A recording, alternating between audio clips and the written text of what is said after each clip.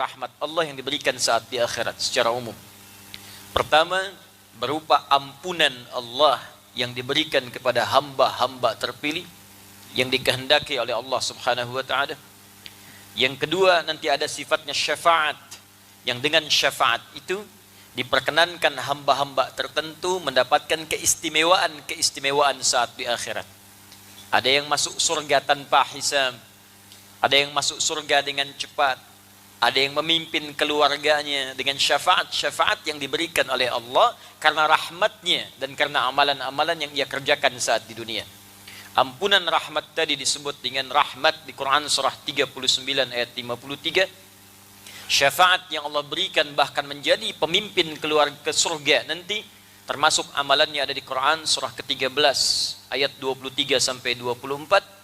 Kemudian yang terakhir ada juga rahmat Allah yang berkehendak memberikan surga kepada hamba-hamba terpilih sesuai dengan amalan-amalan yang ia kerjakan saat di dunia.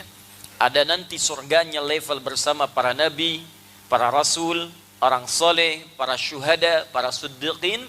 Itu ada di Quran surah keempat ayat ke-69 yang telah kita bahas terdahulu.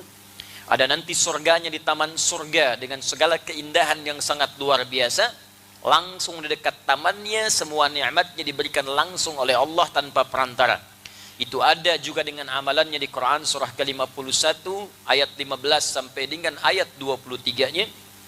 Ada yang tinggal di surga seluas langit dan bumi dengan segala keutamaan-keutamaannya. Itu beserta amalannya disebutkan di Quran surah ketiga Ali Imran ayat 133 sampai 134. Juga ada di surga yang sangat indah yang tidak pernah disaksikan di muka bumi ini, tak pernah terdengar sama kisahnya serupa atau terlintas di benak kita. Walaupun kelasnya disebutkan biasa, tapi keutamaannya luar biasa, di luar batas nalar dan gambaran kita. Itu seperti di Quran surah kedua Al-Baqarah ayat ke-25.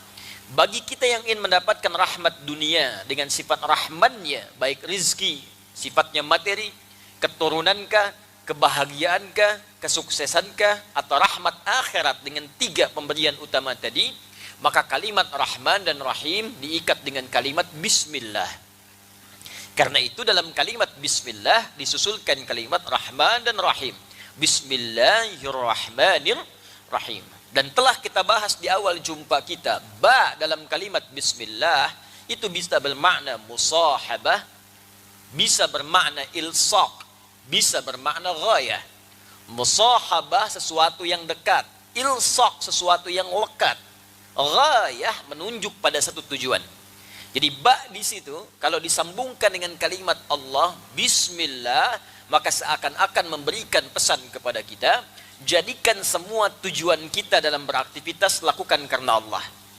Dan saat mengerjakan itu, rasakan kita diawasi oleh Allah sangat lekat. Kalau konsep ini kita praktekkan seperti sederhana, tapi dalam maknanya dipraktekkan saja kalimat Bismillah dalam kehidupan, maka rahmat Allah dalam kehidupan dunia akan diturunkan, dan Rahim sifat Allah di akhirat akan diberikan saat kita kembali kepadanya. Karena itulah setiap kebaikan, aktivitas yang diawali dengan kalimat Bismillah, maka seketika dituliskan rahmat Allah berupa modal pahala yang akan kita bawa pulang saat kembali kepada Allah. Itu yang dimaksud kalimat Nabi, kullu amrin dzibalin la yubda'u fihi bi bismillahirrahmanirrahim fahuwa abtar. Setiap perbuatan baik yang tidak disertakan kalimat Bismillahirrahmanirrahim atau disingkat dengan Bismillah, maka abtar, terputus. Apa yang terputus? Sifat rahmat akhiratnya. Kalau dunianya mungkin dapat, karena Rahman itu sifatnya luas. Rahman sifatnya luas. Artinya sifat Rahman Allah bisa diberikan kepada baik yang beriman ataupun yang belum beriman, sepanjang dia berikhtiar. Cuma yang membedakan dua nanti. Satu, keberkahan, apakah berkah atau tidak pekerjaan itu. Yang kedua, pahala. Kalau tidak disertakan dengan Bismillah, keberkahannya tak ada. Misal, yang minum itu kan bukan hanya orang Islam, non-Muslim pun minum. Dan fungsi minum itu menghilangkan haus. Jadi kalaupun dia bukan beriman, bukan Muslim, dia minum, hausnya hilang. Jadi syarat untuk hilang haus itu bukan masuk Islam. Ya, non-Muslim pun kalau minum, hausnya hilang. Ya, cuma konsep kita memiliki konsep keberkahan namanya. Apakah yang diminum ini berkah atau tidak? Walaupun Anda muslim, Anda minum tak pakai bismillah, hausnya hilang juga. Anda muslim, tidak pakai bismillah, minum, haus hilang. Cuma keberkahan tidak didapatkan. Apa itu berkah? Ziyadatul khair. Nilai kebaikan yang bertambah, yang melekat pada objek yang kita konsumsi. Atau pekerjaan yang kita lakukan. Nah, ini minuman misalnya. Anda akan minum. Anda sebutkan bismillah sebelum minum. Ini objeknya. Fungsinya menghilangkan haus. Setelah haus hilang, apa manfaat air itu di dalam tubuh kita? Berkahnya apa? Nilai kebaikannya apa? Maka orang yang mendapatkan keberkahan dari minuman itu, maka air ini akan hadir dalam tubuh kita, memberikan energi untuk mengerjakan hal-hal yang baik yang Allah ridhai. Maka walaupun minumnya sedikit tapi berkahnya banyak, mungkin dengan berkah itu, Allahu Akbar, tenaga cukup untuk membaca Al-Quran, tenaga cukup untuk tahajud. Bahkan ada orang gak makan, gak minum. Dari fajar sampai maghrib, cuman minum air teh. Satu teguk, bismillah, kenyang. Habis sholat makan gitu. Ya. Tapi kenyang. Padahal sebelum buka itu dia sudah kumpulkan jus alpukat, buah naga, kolok gitu kan. Macam-macam, itu pelakunya banyak gitu. Ya. Tapi dengan kalimat bismillah dia minum itu, teh manis. Begitu diminum, bisa hilang hausnya. Dan kenikmatan terasakan. Tapi bedanya apakah haus sekedar hilang atau memberikan tenaga. Kalau tenaga muncul dari situ, bisa tarawih nikmat, bisa maghrib enak, bisa tilawah Quran, itulah berkah namanya. Maka keberkahan diberikan saat di dunia dan di akhirat pahala dituliskan. Begitu dituliskan pulang ke akhirat sudah punya bekal. Itulah yang dimaksud bismillah bersanding dengan Rahman dan Rahim, keberkahan lahir di dalamnya. Maka para pemburu berkah itu beda dengan pemburu materi, itu lain. Kalau pemburu materi, itu yang dilihat kuantitas. Berapa banyak yang bisa dikoleksi. Berapa banyak yang bisa didapatkan. Hati-hati kalau dalam kehidupan masih memburu kuantitas, artinya keberkahan belum maksimal ada di situ. Ya, kendaraan pengen banyak, pakaian pengen banyak, makanan pengen banyak, uang pengen banyak. Tanyakan, buat tanda tanya besar, buat apa? Buat apa? Di dompet Anda itu, ya sebelum dimasukkan uang, bikin tanda tanya dulu, buat apa? Jadi Anda paham, Anda mengumpulkan itu untuk apa? Hanya untuk dikumpul-kumpul, terus lihat, tidur, meninggal juga. Coba lihat, dipakai enggak? Ya cuman buat dilihat, itu nggak ada kerjaan. Binatang saja, dia cari makan buat dimakan. Kalau dia nggak butuh makan, dia nggak nyari, Pak. Itu binatang loh. Silakan kalau nggak percaya. Dia karena nggak butuh pakaian, dia nggak jadi pakaian. Karena itu sampai sekarang nggak ada binatang minat berpakaian. Kalau dia butuh, dia makan. Dia haus, dia minum.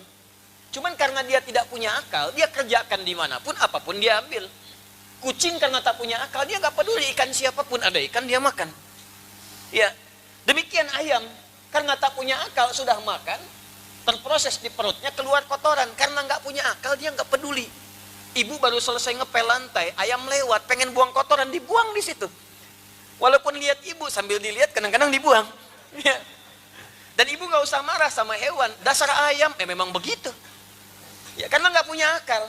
Tapi yang tidak punya akal pun masih mengerti kebutuhan dia dapatkan, bukan keinginan dia kumpulkan. Itu poinnya. Jadi saya ingin katakan hewan saja yang punya akal, tahu bagaimana cara membentuk kehidupannya supaya terarah dalam hidup. Maka bagaimana dengan kita yang Allah anugerahkan akal dalam kehidupan. Saya sampaikan ini supaya nggak capek hidupnya. Sekarang banyak orang kelihatan lelah gitu. Penat ngumpul-ngumpulkan sesuatu, cuman dinikmati tidak. Maka silahkan cek keberkahannya ada tidak, fungsi kebaikannya. Itulah kalimat yang disampaikan dalam kalimat Bismillahirrahmanirrahim. Saat saya buka dengan harapan semoga pertemuan kita dirahmati, mendapatkan rahmat dan berkah dari Allah Subhanahu wa taala. Baik, sekarang kita akan lanjutkan. Saya tidak ingin membahas sesuatu untuk dihafalkan. Hafalan itu bagus untuk menunjang pemahaman. Tapi yang saya inginkan dua hal. Apa yang telah kita dapatkan pahami dengan baik walaupun sedikit, kemudian cepat amalkan sebelum kita wafat. Itu yang paling penting, supaya terasa apa yang kita pelajari itu. Jadi kalau nggak pernah diamalkan, nggak akan terasa kenikmatannya. Bisa saya ajarkan kepada Anda, mari menghafal walaupun sehari cuma 1 ayat. Setelah itu besok praktekkan. Kalau nggak dipraktekkan, cuma jadi teori nantinya. Dan Anda nggak merasakan kenikmatannya. Di fungsi-fungsi yang dekat pada ibadah itu nggak terasa. Kata Allah baca Quran melahirkan ketenangan. Kalau Anda cuma dapat informasi ini, nggak dipraktikkan, menjadi hafalan. Dan ketenangan itu nggak muncul. Karena itu ketika saya katakan, coba sertakan pekerjaan kita dengan bismillah. Ya, mau makan bismillah, mau kerja bismillah. Tapi maknanya terapkan dalam hidup, bukan sekedar jadi hafalan. Jadi bukan cuma hafalan yang keluar di lisan. Kalau cuma keluar di lisan, anak kecil pun bisa. Burung beo bisa. Ya, ajarkan burung beo saat akan makan, baca bismillah. Enggak mau, baca, enggak mau, jangan kasih. Begitu dia baca bismillah, kasih. Bismillah, kasih. Beo pun bisa. Tapi apakah ketika makan dia merasa diawasi oleh Allah? Belum tentu. Ya, karena itu saat Anda bekerja, kalau Anda ucapkan bismillah, maka mustahil tangan Anda menyentuh yang haram, karena Anda merasa diawasi oleh Allah Subhanahu wa taala. Kalau Anda mengatakan bismillah, Anda mustahil akan berghibah, karena Anda merasa dilihat oleh Allah Subhanahu wa taala. Kalau Anda katakan bismillah, Anda mustahil akan korupsi. Anda merasa diawasi oleh Allah Subhanahu wa taala. Maka cukup kalimat bismillah akan merubah hidup kita dengan sempurna di hadapan Allah Subhanahu wa taala. Kita teruskan pertemuan kita insyaallah pada bagian yang ketiga dari wujuhul i'rab, hal-hal yang terkait dengan keutamaan surah Al-Fatihah, pengantar kepada praktek fikih dalam kehidupan harian kita. Setelah itu kita masuk kepada al-ahkam asy-syar'iyyah, hukum-hukum fikih terkait dengan surah Al-Fatihah. Semoga Allah berikan kemudahan kepada kita untuk mengaji, memahami dan mengamalkannya insyaallah. Bismillahirrahmanirrahim. Thalithan. Yang ketiga, saya minta maaf sebelumnya, di pertemuan lalu saya menyampaikan akan berusaha mengopi dulu sebelum kita belajar, tapi tidak datang kesempatan dengan saya karena saya baru kembali dari Jakarta tadi. Jadi untuk malam ini tolong didengarkan, disimak dulu ya. Insyaallah di pertemuan selanjutnya, atau saya berikan gambaran kepada Anda, googling saja, tuliskan judul bukunya Tafsir Ayat Ahkam As-Sabuni, Imam As-Sabuni. Ya, klik itu, nanti keluar di PDF, Anda download. Ya, nanti sesuaikan pembahasannya dengan apa yang kita bahas. Mungkin halaman bisa berbeda karena cetakannya tidak sama, tapi insya Allah kalimatnya akan sama sepanjang itu bersumber dari orang yang sama. Jelas ya? Baik. Sementara dengarkan dulu, jangan googling sekarang. Ya, ingat, jangan macam-macam kalau saya sedang pegang kitab, bisa di smash nanti. Ya. Bismillahirrahmanirrahim. Thalithan, aspek yang ketiga. Qauluhu ta'ala iyyaka na'budu wa iyyaka nasta'in. Ada pembahasan yang melekat pada kalimat di firman Allah Subhanahu wa taala, iyyaka na'budu wa iyyaka nasta'in. Apa wujuhul i'rab? Ya, aspek gramatikal bahasa yang ada di sini yang berpengaruh pada kehidupan kita secara fikih. Apa kira-kira yang bisa kita pelajari? Ikhtalafal mufassiruna fi iyyaka. Para ahli tafsir berbeda pendapat, punya keragaman pandangan, menilai posisi kalimat iyyaka dalam kalimat yang tersambung dengan na'budu dan nasta'in. Kan sebelum kalimat na'budu dan nasta'in ada kalimat iyyaka ya. Nah, posisinya di ilmu i'rab itu sebagai apa? Ya, nanti di i'rab itu Bapak Ibu sekalian, misal ada fi'ilkah kata kerja, ada fa'ilkah, ada maf'ulkah, ada halkah, gitu kan? Ya, paham? Tidak. Baik ya, nanti kita praktekkan baru mengerti insyaallah. Ya, nanti itu di pelajaran bahasa Arab, ya, itu di kaidah. Posisinya apa ini? Dan kalau sudah tahu posisinya, kita bisa paham maknanya apa. Kalau sudah mengerti maknanya, kita akan paham bagaimana cara mengamalkannya. Karena Al-Quran itu diturunkan dengan bahasa Arab, maka kaidah yang digunakan kaidah bahasa Arab. Jadi jangan sampai memahami Al-Quran pakai kaidah bahasa Indonesia, tidak akan nyambung. Ya, tidak akan nyambung. Karena itu pakai kaidah bahasa Arabnya. Di kaidah bahasa Arab ada ilmu namanya ilmu nahwu. Di cabang ilmu nahwu ada namanya i'rab, untuk mengetahui perubahan kata dan penempatannya. Kalau posisi ada di depan, maksudnya ini. Kalau di belakang, maksudnya ini. Kalau harakatnya fathah, maksudnya ini. Kalau dia dhammah, maknanya seperti ini. Kalau sudah paham maknanya, maka ada petunjuk begini cara mengamalkannya. Itu akan terasa kenikmatannya. Rasakan bedanya, bedakan rasanya, dan pasti akan terasa bedanya. Ya, kita lihat. Ikhtalafal mufassiruna fi iyyaka. Para pakar tafsir memiliki keragaman pendapat tentang posisi iyyaka dalam hal i'rab, ya. Sebelum kalimat na'budu juga nasta'in. Masih ingat di ayat yang kelima, iyyaka na'budu wa iyyaka nasta'in. Jadi sebelum kita mengucapkan na'budu, kita ucapkan iyyaka kan? Iyyaka na'budu. Yang kedua, wa iyyaka nasta'in.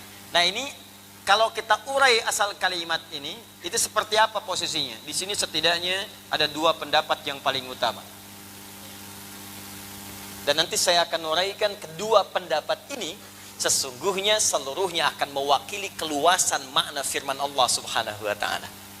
Jadi kalau saya menilainya bukan pendapat, justru itulah mukjizat lafaz Al-Qur'an yang memiliki makna yang luas. Ditafsirkan dari sudut manapun akan menjangkau setiap sudut-sudutnya sesuai dengan apa yang bisa kita amalkan, sesuai dengan kemampuan yang bisa kita raih.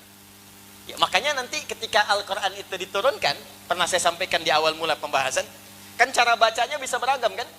Yang nggak bisa baca A pakai E imalah. Jadi wadduha bisa dibaca wadduhe. Ya, jadi bukan pendapat tapi keluasan yang diberikan sesuai kemampuan hamba untuk mengucapkannya. Maka orang yang nggak bisa baca A bisa baca pakai E. Dan makna tidak berubah. Wadduha dengan wadduhe maknanya sama. Ya, sama dengan sepeda dengan sepeda. Sepeda benda itu juga. Sepeda itu juga. Jelas ya? Nah, maka ini bukan keragaman sekedar ragam atau warna yang berbeda, tapi kemudahan yang Allah berikan sebagai hikmah sehingga ada kesanggupan saat kita mengamalkan apa yang diperintahkan. Jelas? Baik. Bagaimana pendapat yang dimaksudkan? Fadhahabal muhaqqiquna ila annahu dhamirun munfasilun mansubun bil fi'li ba'dahu wa asluhu na'budu wa na'buduka wa nasta'inuka. فلما قدم الضمير المتصل أصبح ضميرا منفصلا والكاف للخطاب ولا موضوع لها من الإعراب. Paham? Tidak. Asal dari kata iyyaka, perhatikan, nanti saya sambungkan ke ilmu balaghah. Ya, awas kita padat ilmu dulu ya, supaya nanti teorinya kita pahami dengan argumentasi yang kuat. Jadi dasar ilmunya jelas.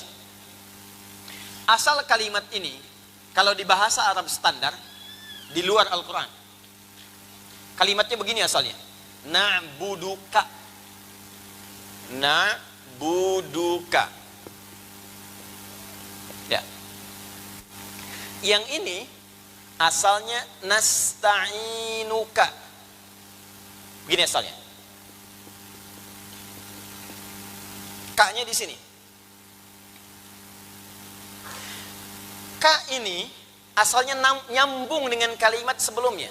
Ini kata kerja. Na'budu, kami beribadah, sholat, menyembah. Nasta'in, kami minta tolong. Kepada siapa? Kepada Allah.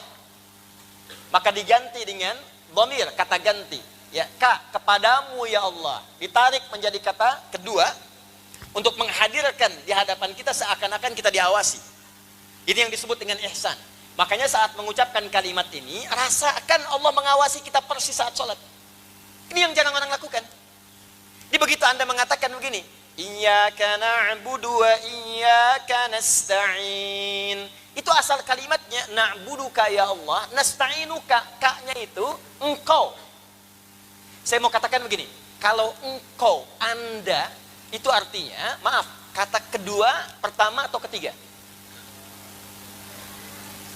Kedua, pertama saya, dhamir mutakallim. Kedua, Anda, kamu. Ketiga, dia.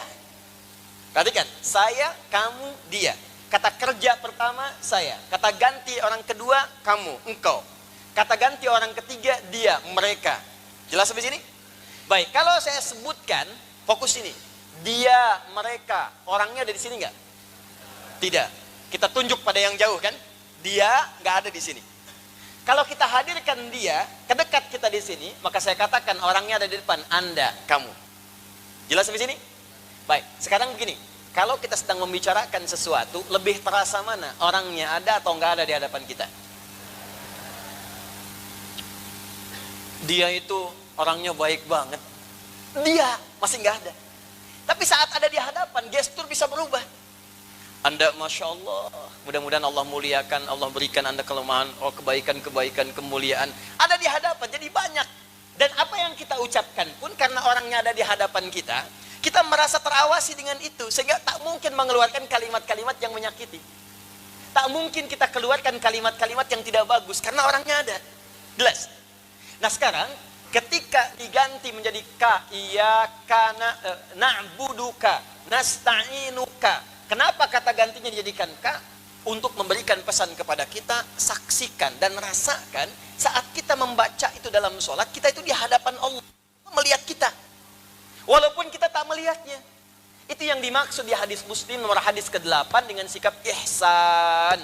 Anta'budallaha, dari kalimat na'budu. Anta'budallaha ka'annaka tara, fa illam takun tarahu fa innahu yara. Kalau Anda sedang ibadah, rasakan Anda itu sedang diawasi oleh Allah. Anda berhadapan dengan Allah, walaupun tak mampu Anda menatapnya, rasakan ditatap oleh Allah.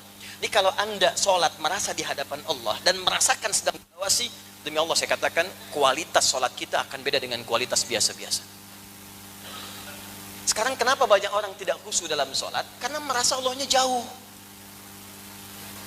Karena nggak merasa dilihat Allah. Merasanya dikejar-kejar proyek.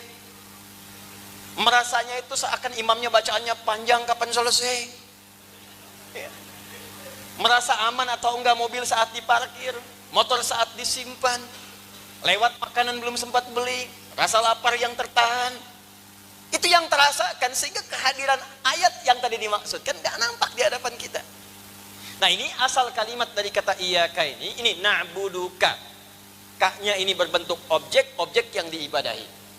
Nah ini kalimat ini, kalau kafnya dipindah, yang tadinya menyatu disebut muttasil. Pernah dengar mad wajib muttasil? Pernah dengar? Muttasil artinya menyatu. Ini menyatu. Kalau kita pindahkan ke depan, ka-nya dikedepankan. Maka kalau ka dikedepankan, dalam kaidah bahasa Arab mesti masuk iya sebelum ka. Karena dia akan berubah dari muttasil menjadi munfasil.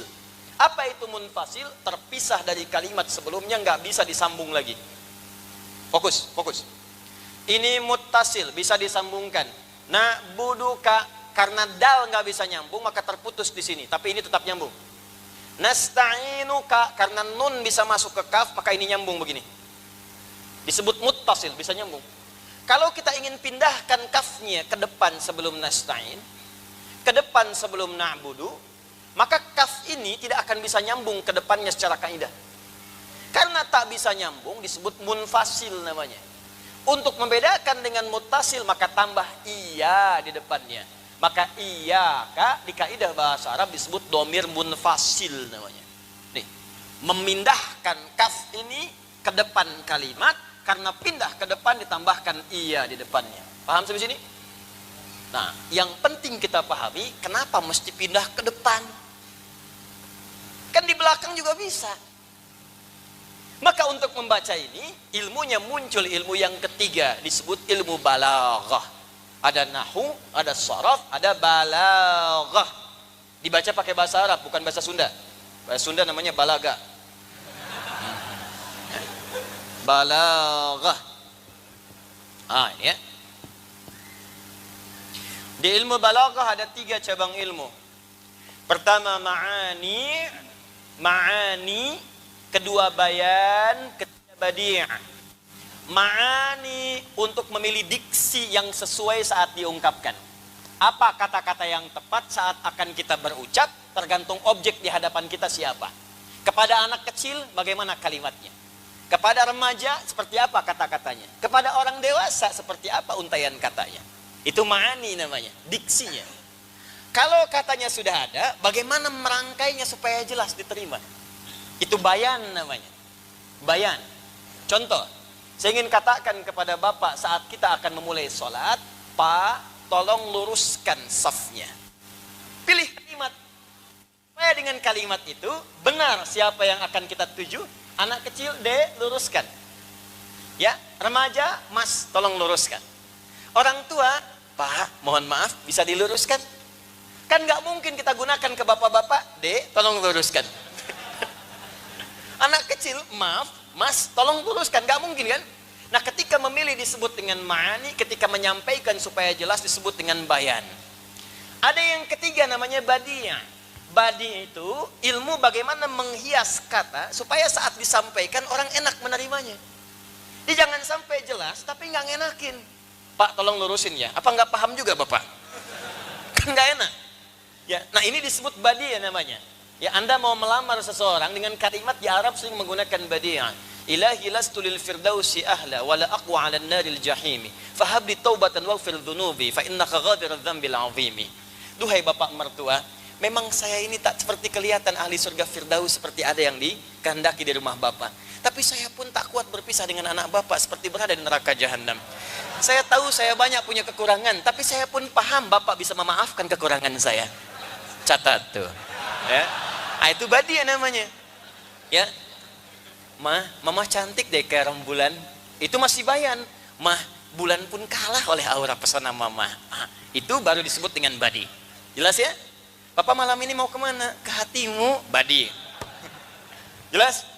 Nah ini, praktek ini, kalau Anda temukan di Al-Quran itu banyak. Ini menggunakan balaghah. Ketika kaf pindah ke depan dan berubah menjadi iyaka, di ilmu balaghah disebut dengan taqdim wa ta'khir. Taqdim wa ta'khir. Taqdim mengawalkan sesuatu. Ta'khir mengakhirkan sesuatu. Kalau ada kata ganti kemudian mutasil diawalkan menjadi munfasil, di ilmu takdim di balaghah disebut dengan ikhtisas namanya. Ikhtisas.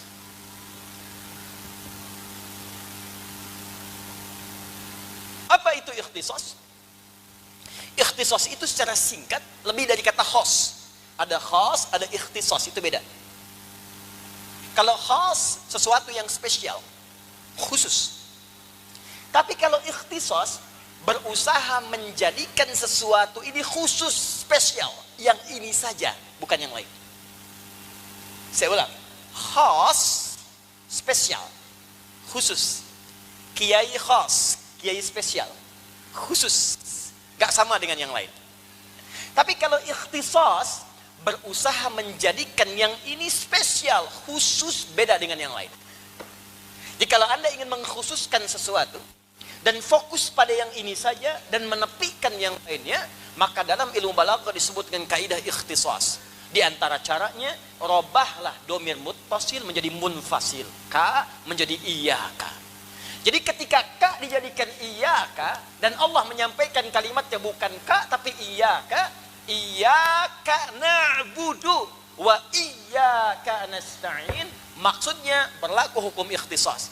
Jadikanlah ibadahmu itu, kerjakan spesial hanya untuk Allah saja, khusus, tepikan yang lain. Jadi kalau sedang sholat, yang lain tepikan. Udah hilangkan aja, nggak usah masuk ke benak kita. Motor hilangkan udah. Ya, mohon maaf, sendal hilangkan. Mobil hilangkan. Tolong catat kalimat saya, jangan dipotong ya. Maksudnya bukan hilangkan hilang, ya. Ya. Dalam benak kita hapuskan, jangan munculkan. Ya, jangan munculkan. Ya, motor apa kan? Kunci apa kan? Mobil, istri. Nah. Maksudnya jangan muncul di benak kita. Udah, habiskan. Iyyaka ikhtisas. Jadikan semua apa yang akan kita ucapkan, kita fikirkan dan kita lakukan semua lillah saja. Hanya Allah yang spesial dalam salat kita, yang lain tidak. Demikian saat nasta'in. Nasta'in itu dipakai bukan cuma dalam salat, di luar salat pun kita pakai kaidah itu ikhtisas. Jadi kalau sedang bermohon, hilangkan yang lain. Makanya kalau mau minta, minta sama Allah. Yang datang ke batu, minta. Datang ke keris, minta. Ya, datang ke laut, minta.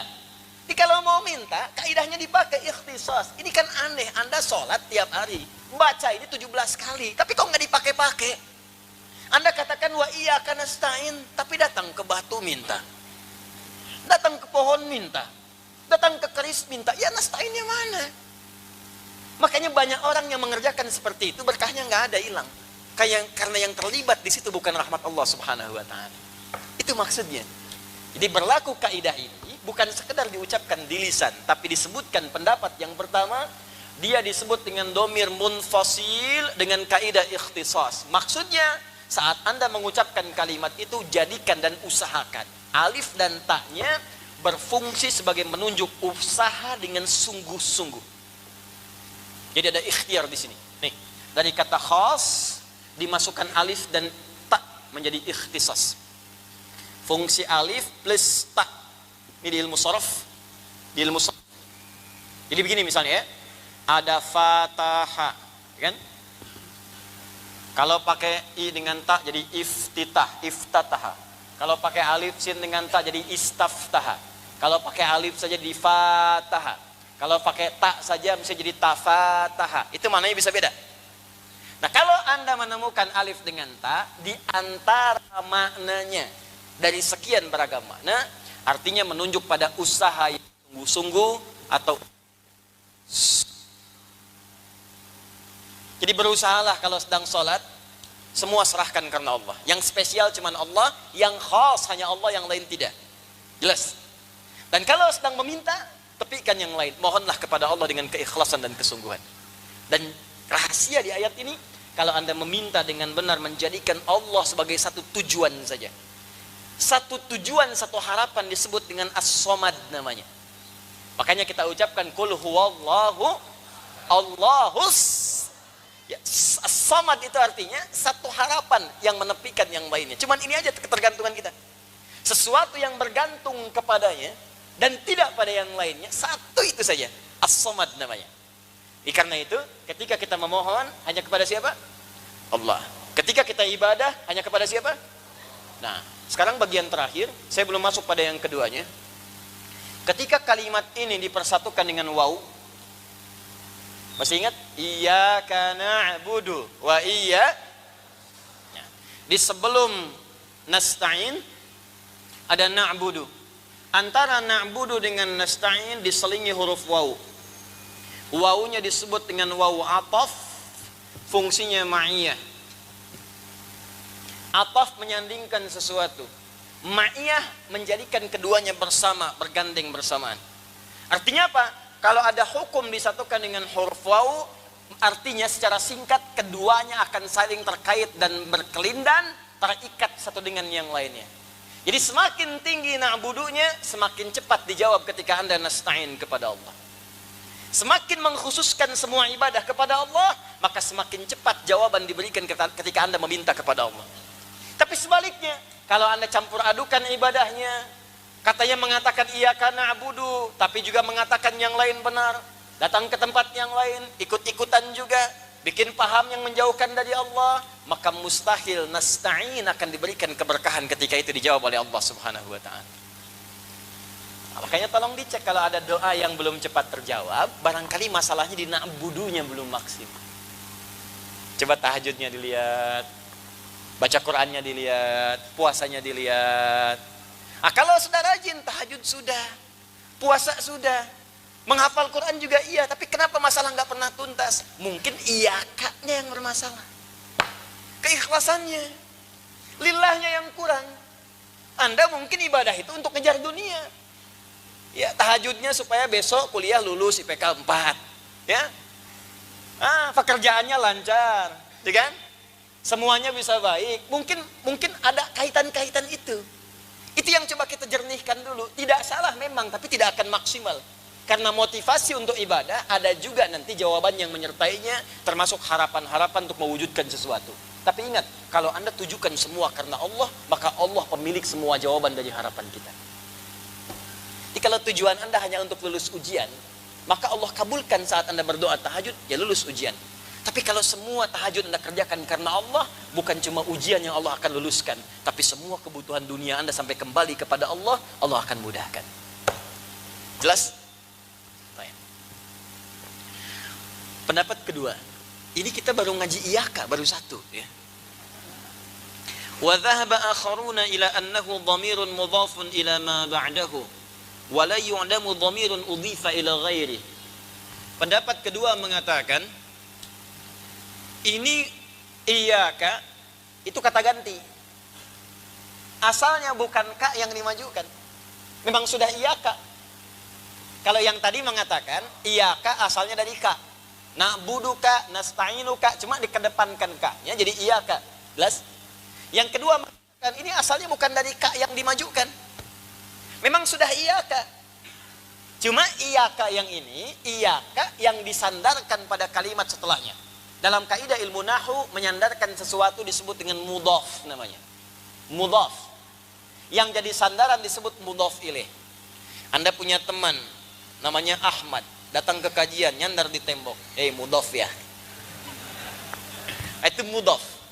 Mudhaf menyandarkan sesuatu pada yang lainnya. Kalau ada kalimat disandarkan pada kalimat lain, maka yang disandarkan itu disebut dengan apa namanya? Mudhafun. Pendapat yang kedua mengatakan iyaka di ayat ini bukan dari ka yang dimajukan, tapi dia asli kalimat iyaka yang disandarkan pada kalimat setelahnya. Gini, lihat sini. Spidol umum. Spidol adi. Spidol disandarkan pada kalimat adi. Saya tanya, berubah makna tidak? Ini spidol, ini adi. Dua hal yang terpisah. Tapi kalau saya sandarkan spidol ini kepada kalimat adi, spidol adi, berubah tidak dari yang pertama? Berubah ya? Spidol ini adi, ini spidol ya spidol, adi ya adi. Kalau orang mau pakai spidol silahkan saja, karena spidol ini masih umum.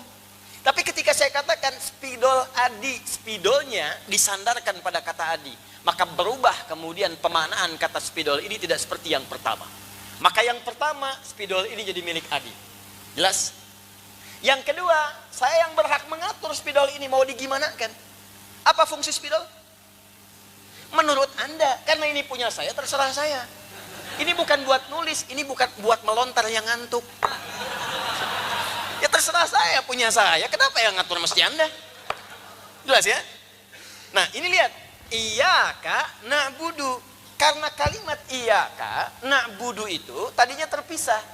Cuman kata pendapat kedua, iyaka ini bukan ka yang dimajukan. Ini kalimat asli, ini kalimat asli. Cuma ini disandarkan ke sini. Jelas? Karena disandarkan iyaka na'budu wa iyaka nasta'in. Bukankah sesuatu yang disandarkan menjadi dekat kemudian? Ini jauh spidol, sandarkan dengan adi, saking dekatnya jadi punya adi. Adi berdiri di samping papan tulis. Adi waqifun jadi semurah. Tapi kalau seperti ini, Adi sudah bersandar dengan papan tulis. Adi lasiqun ma'as-saburah. Adi sudah menempel dengan papan tulis. Saya tanya pada Anda, maaf, apakah sekarang posisi saya sudah dekat dengan papan tulis? Sekarang jauh atau dekat? Sekarang jauh atau dekat? Dekat kan? Ketika kalimat iyaka disambungkan dengan na'budu, seakan memberikan pesan kepada kita. Jangan hanya merasakan saat sholat Allah mengawasi kita, tapi rasakan Allah sangat dekat mengawasi kita. Ini ketika Anda membaca kalimat-kalimat, dipersaksikan oleh Allah, dan Allah mendengar itu dekat dengan kita. Makanya apa Anda nggak pernah merasa malu kalau kita membaca kalimat Al-Fatihah masih belepotan bacaannya? Masih belum fasih bacaannya. Mau sampai berapa tahun? Anak kecil 4 tahun sudah belajar Quran pakai tajwid. Tahsinnya lulus sempurna 100%. Anda diberikan 40 tahun, sampai malam ini Al-Fatihah masih belum fasih diucapkan. Anda butuh berapa tahun lagi? Apa nggak malu Anda pulang menghadap Allah? Dan 17 kali setiap hari diucapkan. Makanya luangkan waktu sebelum pulang, sebelum film kita diputar saat kembali kepada Allah. Sedang sholat nih. Coba lihat anak-anak kecil, kadang mesti belajar dari kehidupan kita. Kalau ingin kita mendekat kepada Allah, dekat-dekat ke kuburan, lihat orang wafat. Sekarang banyak orang wafat, setiap hari jadi berita.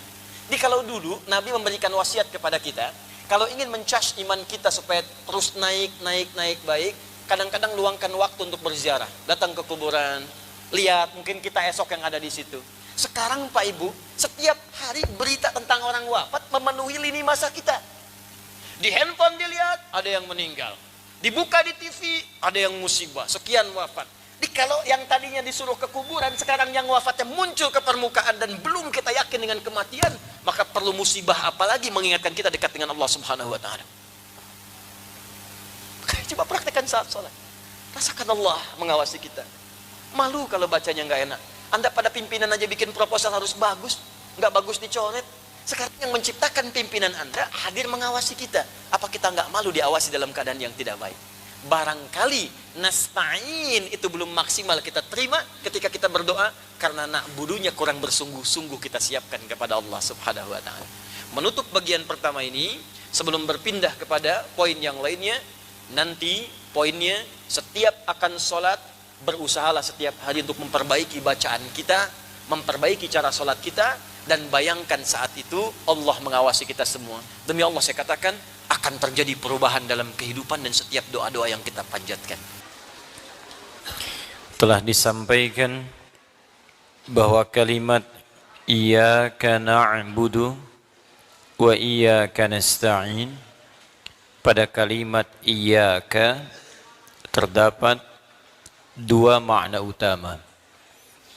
Yang pertama menyebutkan bahwa iyyaka kedudukannya adalah dhamir munfasil, kata ganti yang terpisah dengan kata kerja setelahnya. Asal katanya ka bersambung dengan na'budu, jadi na'buduka, juga bersambung dengan nasta'in, nasta'inuka. Dikedepankan sehingga terpisah dengan kata kerjanya dari muttasil menjadi munfasil. Maka secara kaidah untuk membedakan muttasil dengan munfasil ditambahkan iya di depan ka. Maka menjadi iyyaka na'budu wa iyyaka nasta'in. Dalam tinjauan ilmu balaghah, ketika dimajukan sebuah dhamir muttasil menjadi munfasil dan dihadirkan di depan, maka disebut dengan ikhtisas namanya. Berusaha mengkhususkan sesuatu sehingga fokusnya pada yang dikhususkan itu saja, bukan pada selainnya. Maka nama yang pertama ini memberikan kesan kepada kita, jikalau kita ingin khusyuk dalam ibadah, ingin fokus hanya menyembah Allah saja, maka berusahalah setiap solat kita, jadikan semua fokus kita hanya untuk Allah saja. Yang lain kita tepikan. Ini yang dimaksud kalimat pembuka saat kita takbir, disebutkan dalam hadis riwayat Abu Daud. Ketika kita bertakbir mengucapkan fayaqulu, kata Nabi, Allahu Akbar. Ucapkan Allahu Akbar. Ada kabir, ada akbar, itu berbeda. Ketika Anda ucapkan kabir, sesuatu yang besar, agung, berharga, penting. Akbar, ismu tafdil, lebih penting. Karim, mulia. Akram, lebih mulia. Iqra bismi rabbikal ladzi khalaq. Khalaqal insana min 'alaq. Iqra wa rabbukal akram. Muhammad, baca. Bukan karena engkau tak pernah punya guru untuk mengajarkan engkau membaca. Bukan karena engkau tak pernah sekolah sehingga engkau bisa membaca. Tidak. Niatkan membaca itu karena Allah yang lebih mulia dibanding semua guru dan tempat-tempat belajar itu. Jadi kalau guru saja bisa mengajar, bisa membaca, apalagi Allah yang lebih mulia daripada itu menjadikan engkau sekarang bisa mengikuti bacaan. Itu ismun tafdil. Kita mengucapkan Allahu Akbar. Jikalau ada kabir, maka hanya Allah yang akbar. Satu-satunya yang agung, satu-satunya yang besar, satu-satunya yang istimewa. Karena ada Allah yang paling akbar, maka kabir-kabir yang lain buang. Proyek, masyru' kabir, proyek besar, buang dulu. Bait kabir, rumah besar, buang dulu. Kendaraan yang penting, buang dulu. Karena sekarang saat kita sedang sholat, kita hanya mengatakan hanya Allah yang akbar, yang lain kecil semua. Itu yang dimaksudkan. Makanya ketika tangan mengangkat di hadis Muslim, nomor hadis 397, termasuk juga di Al-Bukhari nomor hadis 711, ketika mengangkat tangan ini hadwaman kibaihi, baik sejajar dengan bahu, ataupun sejajar dengan daun telinga. Di sini, riwayat An-Nasai nomor hadis 1101, di sini, ya. Ketika mengangkat sejajar dengan bahu, ataupun sejajar dengan daun telinga, dua-duanya sama. Yang telapak menghadap ke depan, yang punggung menghadap ke belakang. Buang urusan dunia semua ke belakang. Dan jadikan semua fokus hanya kepada Allah. Hadapkan dirimu ke depan, ke kiblat, dan jadikan Allah yang maha besar. Buang semua ke belakang. Kenapa sholat sering terganggu? Karena ketika lisan mengucapkan Allahu Akbar, dunia pada masuk. Itu nggak dibuang. Itu yang dimaksudkan. Makanya dalam kalimat iyyaka na'budu, ikhtisas, majukan iyyaka ke depan untuk mengkhususkan berusaha. Kalau sudah takbir, usahakan semuanya karena Allah. Nanti makna luasnya bukan hanya sholat. Sholat itu hanya latihan. Sholat latihan membuat kita tersambung dengan Allah. Karena itu ibadahnya disebut dengan sholat dari kata silah. Ya, silah. Wasala yasilu silatan, silaturahim. Ya, kita berkumpul untuk bersilaturahim. Maksudnya apa? Kita berkumpul untuk mengeratkan hubungan. Puncak silaturahim bukan saat kumpul, saat berpisah. Kalau saat kumpul Anda menyapa, wajar orangnya ada. Tapi kalau sudah berpisah Anda mendoakan, Anda juga menyapa juga, Anda juga masih ingat dengan dia, mendoakan yang baik-baik. Itu yang disebut silah namanya. Terhubung walaupun dimensinya sudah terpisah.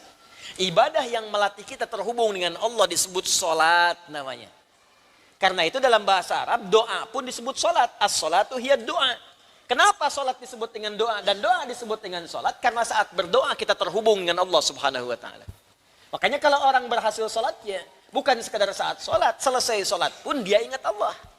Itu yang dimaksudkan. Di konteks luasnya iyyaka na'budu itu, bukan hanya saat sholat, pasca sholat pun hubungannya tersambung dengan Allah. Karena itu ketika Anda buka Quran surah keempat An-Nisa, ayat 103, agak sedikit ke atas sebelah kanan di mushaf. Itu kalimat Allah langsung jelas. Orang yang berhasil sholatnya, selesai sholat dia langsung ingat kepada Allah. فَإِذَا قَضَيْتُمُ الصَّلَاةَ فَاذْكُرُوا اللَّهَ قِيَامًا وَقُعُودًا وَعَلَى جُنُوبِكُمْ.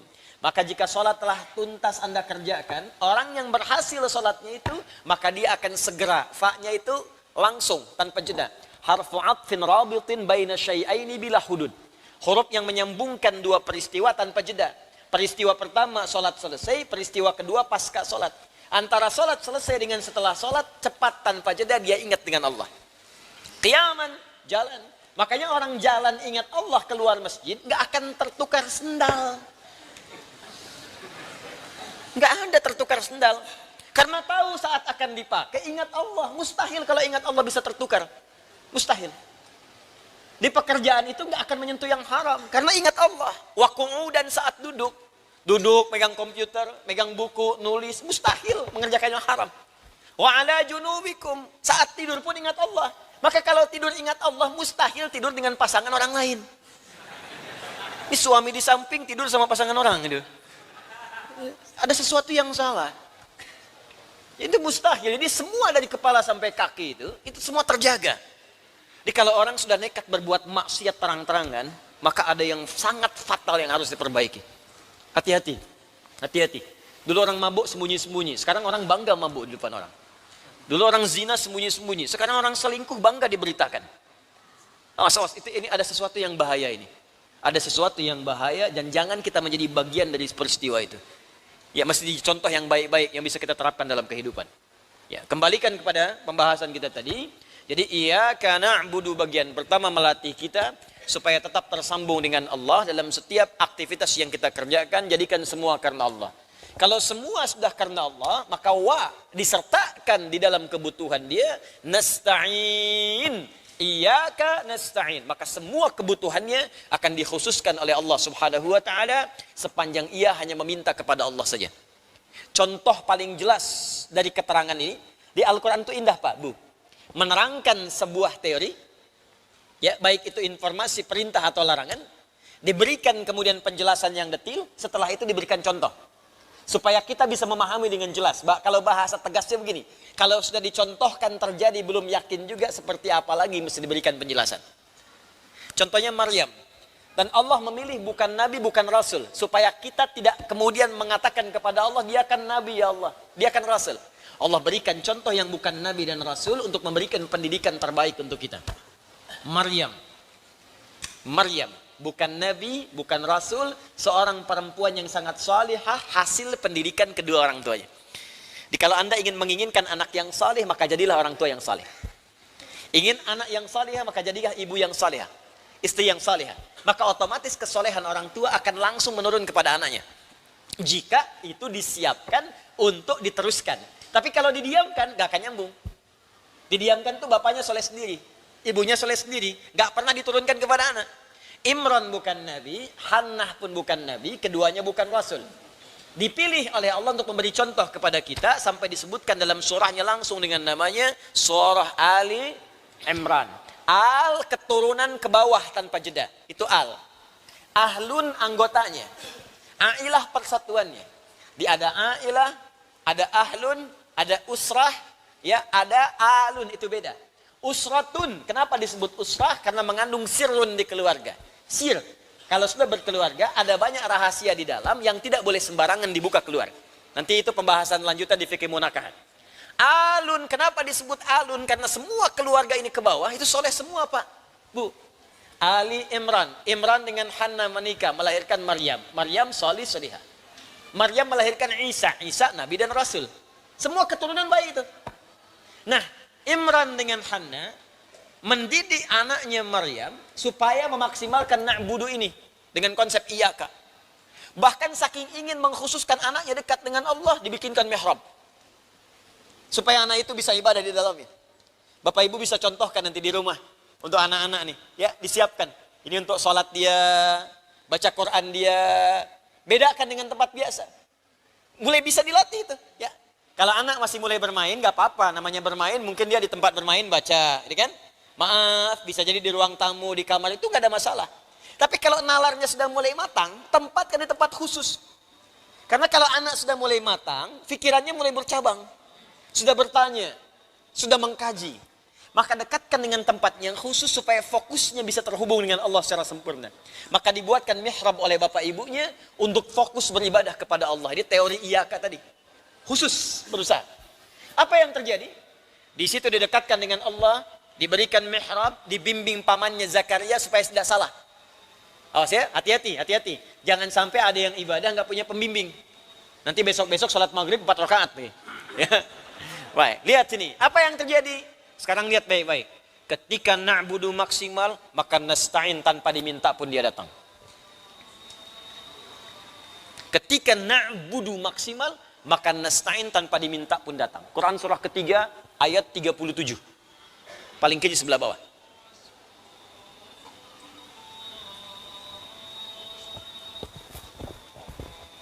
Wa idza quri'al Qur'anu fastami'u lahu wa ansitu la'allakum turhamun. Jika dibacakan Al-Qur'an maka dengarkan dan simak supaya kamu dapat rahmat. Di samping saya ada yang baca Al-Qur'an, jadi saya dengarkan dulu sampai selesai.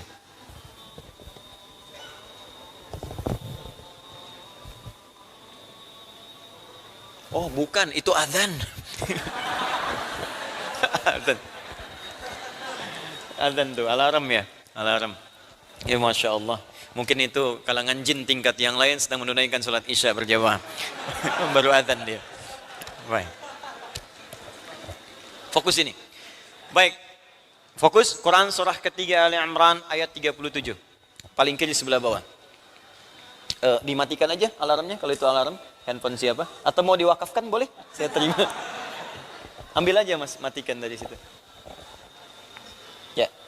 Fataqabbalaha rabbuha biqabulin hasanin wa ambataha nabatan hasana wa kaffalaha Zakaria. Ada ayatnya? Kullama dakhala 'alayha Zakaria al-mihraba wajada 'indaha rizqa. Qala ya Maryam anna laki hadha? Qalat, lihat baik-baik kalimatnya, huwa min 'indillah. Innallaha yarzuqu man yasha' bighairi hisab. Fataqabbalaha rabbuha biqabulin hasanin. Ketika orang tua itu maksimal meniatkan karena Allah mendidik anaknya supaya dekat dengan Allah, maka diterimalah ikhtiar orang tua itu. Kalau sudah ikhtiar orang tua diterima, maka ringan tugas orang tua, Allah yang seterusnya akan memberikan perhatian maksimal kepada anak itu. Makanya Bapak Ibu kalau dari kecil mendidik anak karena Allah, dekatkan dengan Allah. Bapak Ibu gak akan capek setelah nanti sepuh ke depan. Anak itu dewasa gak akan capek Bu Pak. Coba lihat anak-anak penghafal Quran itu. Orang tuanya gak capek nabung buat haji. Ketika anaknya hafal Quran, Bapak Ibunya ikut haji. Kerabatnya ikut umrah, gurunya ikut juga. Jadi ketika Anda mendekatkan anak Anda dengan Allah, ini langsung jawaban dari Allah. Saya akan buat ringan kedua orang tuanya ketika dia mendapatkan kenikmatan dalam merawat anaknya itu. Awalnya memang susah Bu, gak apa-apa Pak. Kadang bangun malam, ngajak anak untuk tahajud, ngajak anak untuk menghafal Quran, masukin pesantren. Awalnya memang capek. Kadang-kadang sedih, baru dilepas udah pengen balik lagi. Pengen nginep juga di pesantren, kalau perlu pengen nyantri juga gitu kan. Terus baru pulang udah pengen balik lagi, baru sepekan udah mikirin bekalnya habis apa belum. Nanti kalau sudah buahnya mulai dipetik, maka akan terasa nikmat ke dalam jiwa, melekat di dalam hati. Ya, jadi itu yang diberikan oleh Allah. Wa ambataha nabatan hasana, aku rawat dia sampai dia tumbuh dewasa dengan perawatan yang maksimal. Kadang-kadang Anda merawat dengan baik di rumah, titipkan ke sekolah, karena Anda nggak tahu dia berteman dengan siapa. Kalau Allah tidak melembutkan hati teman-teman dia, bagaimana kemudian Allah bisa memberikan jalan kebaikan bagi anak itu tumbuh? Bapak kan nggak tahu apa yang dibeli anak itu saat jajan Pak di sekolah. Mungkinkah makanan itu baik untuk dia? Menjaga kekuatan kemudian memori dia. Siapa? Kalau Anda nggak titipkan kepada Allah, siapa yang merawat dia saat dia tidak bersama Anda? Nah, mustahil titipan itu diterima dengan baik kalau Anda tak punya hubungan baik dengan Allah, Pak, Bu. Mustahil. Anda nggak punya hubungan baik dengan tukang parkir, apalagi musuhan. Pengen nitipin barang Anda di situ, ya langsung ditolak, Cepi. Dari jauh dia dilihat-lihat tuh, ngapain ke sini, langsung tolak. Sekarang Anda pengen nitipkan anak Anda kepada Allah, Anda nggak punya hubungan baik. Udah sholat terlambat, Jumatan nunggu khutbah yang kedua. Kadang-kadang khotib khutbah di belakang bikin khutbah sendiri. Nah, terus setelah itu pengen menuntut sama Allah. Ya Allah anakku, ya Allah ini. Dibangun hubungan baik dulu. Setelah itu apa yang terjadi? Wa kafalaha Zakaria. Ada yang bimbing. Panggil guru ngaji. Bikin mihrab. Ya, dekatkan dengan Allah. Setelah itu, perhatikan kalimatnya. Kullama dakhala 'alaiha Zakaria al-mihrab wajada 'indaha rizqa.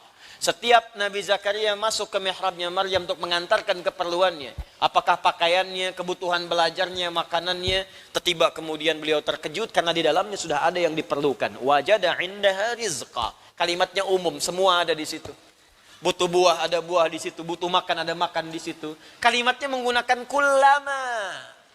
Menunjukkan rutinitas. Jadi bukan sekali dua kali.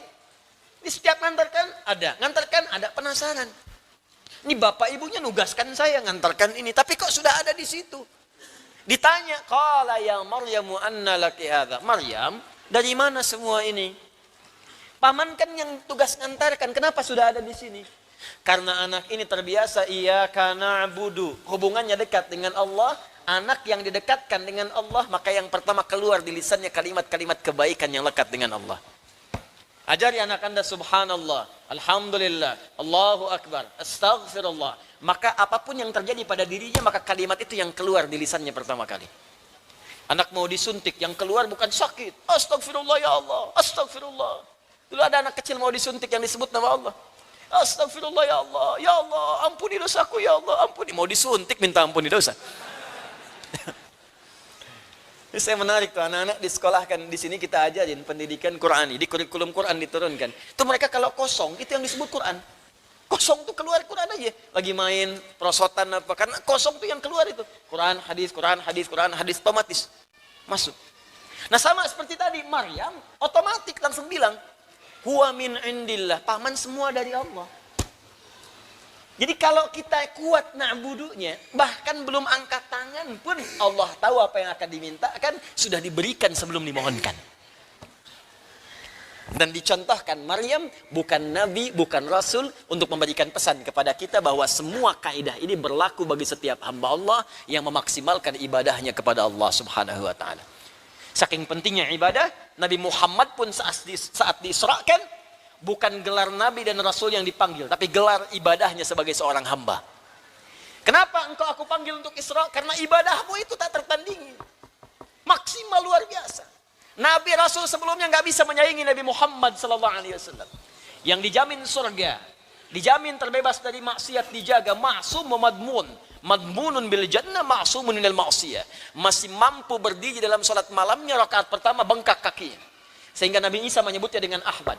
Maka langsung diundang oleh Allah menerima perintah sholat itu dengan kehormatan yang luar biasa. Isra'nya dari Masjidil Haram ke Masjidil Aqsa di Palestina, mi'raj naik ke atas ke langit. Dengan kalimat apa panggilannya? Dengan kalimat abdun, puncak penghambaan dan ibadahnya. Bukan kerasulannya. Bukan kenabiannya. tapi kalimat puncak ibadahnya sebagai seorang hamba. Turun Quran surah ke-17 ayat yang pertama. Paling kiri sebelah atas. Subhanalladzi asra bi'abdihi. Bukan bi rasulihi, bukan bi nabiyhi. Allah ingin memberikan gambaran kepada kita, semakin tinggi puncak ibadah kita kepada Allah, semakin tinggi Allah akan mengangkat derajat kita dalam kehidupan dunia dan akhirat dengan izin Allah Subhanahu wa taala. Karena itu dalam pendapat yang kedua disebutkan kalau kita ingin maksimal menjadikan itu, maka mudhafkan, idofatkan, dekatkan, tempelkan. Kalau sholat, tempelkan diri kita seakan-akan langsung diawasi oleh Allah, walaupun kita tak mampu melihatnya. Iya kak, saya khususkan karena Allah. Bagaimana caranya? Langsung diajarkan oleh Nabi, supaya nggak ngarang sendiri. Hadis Muslim nomor hadis ke-8, bab ihsan. Ya, iman, Islam, ihsan. Anta'budallaha ka'annaka tarahu. Ta'bud, kita mengatakan na'budu, kata Nabi ta'bud. Kalau kamu sedang na'budu, kamu sedang sholat, kamu sedang ibadah, ka'annaka tarah. Fa illam takun tarahu fa innahu yarak. Rasakan Allah mengawasimu, ada di depanmu, dekat denganmu. Kalau tak mampu engkau melihatnya, maka rasakan Allah langsung yang mengawasimu seketika. Itu yang disebut dengan ihsan.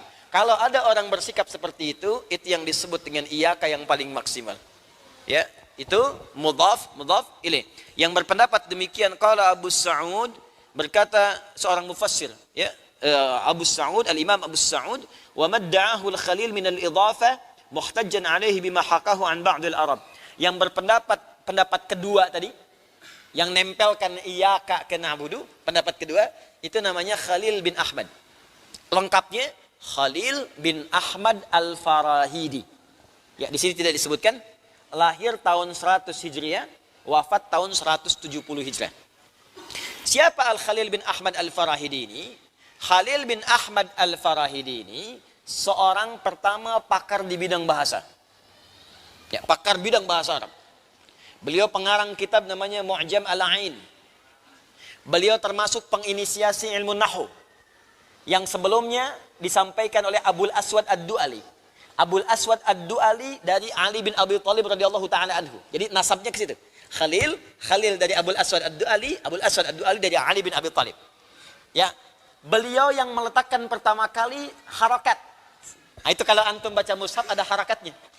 Itu siapa yang menginisiasi harakat? Sampai kita bisa baca mushaf. Bacaannya tidak gundul, kan? Ada harakatnya, fathah, kasrah, dhamma, sukun. Itu namanya Al-Khalil bin Ahmad al-Farahidi. Ya, Khalil bin Ahmad al-Farahidi. Itu orang yang pertama meletakkan dasar-dasar harakat sehingga kita pun bisa membaca mushaf dengan baik sekarang. Khalil bin Ahmad al-Farahidi, beliau pula yang memberikan rumusan ilmu arud. Ini penting saya berikan pengetahuan dulu. Ilmu arud. Al-arud. Jadi maksudnya saya ingin sampaikan, ini pendapat kedua ini bukan berasal dari orang kaleng-kalengan. Dia ini ulama beneran. Ya. Al-arud. Saya termasuk pensyarah di ilmu arud. Saya pernah menuliskan syarah, membuat kitab syarah dengan bahasa Arab. Namanya Minhatul Jalil. Alhamdulillah. Alhamdulillah.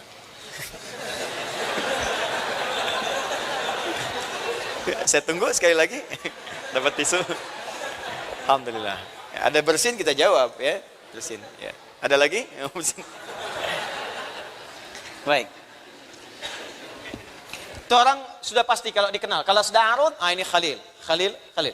Khalil bin Ahmad al-Farahidi. Saya sempat menuliskan, mengarang sebuah kitab namanya Minhatul Jalil bi Ta'rif Arud al-Khalil. Ini syarah kitabnya, arudnya Khalil bin Ahmad, ya, Minhatul Jalil bi Ta'rif Arud al-Khalil. Cuman sayang saat terjadi peristiwa di Tripoli itu, ya itu bukunya, filenya, laptopnya yang kita titipkan di salah satu tempat ternyata terbawa semuanya. Ya, dan semoga bermanfaat insyaallah. Dan yang penting ikhtiar kita sudah selesai.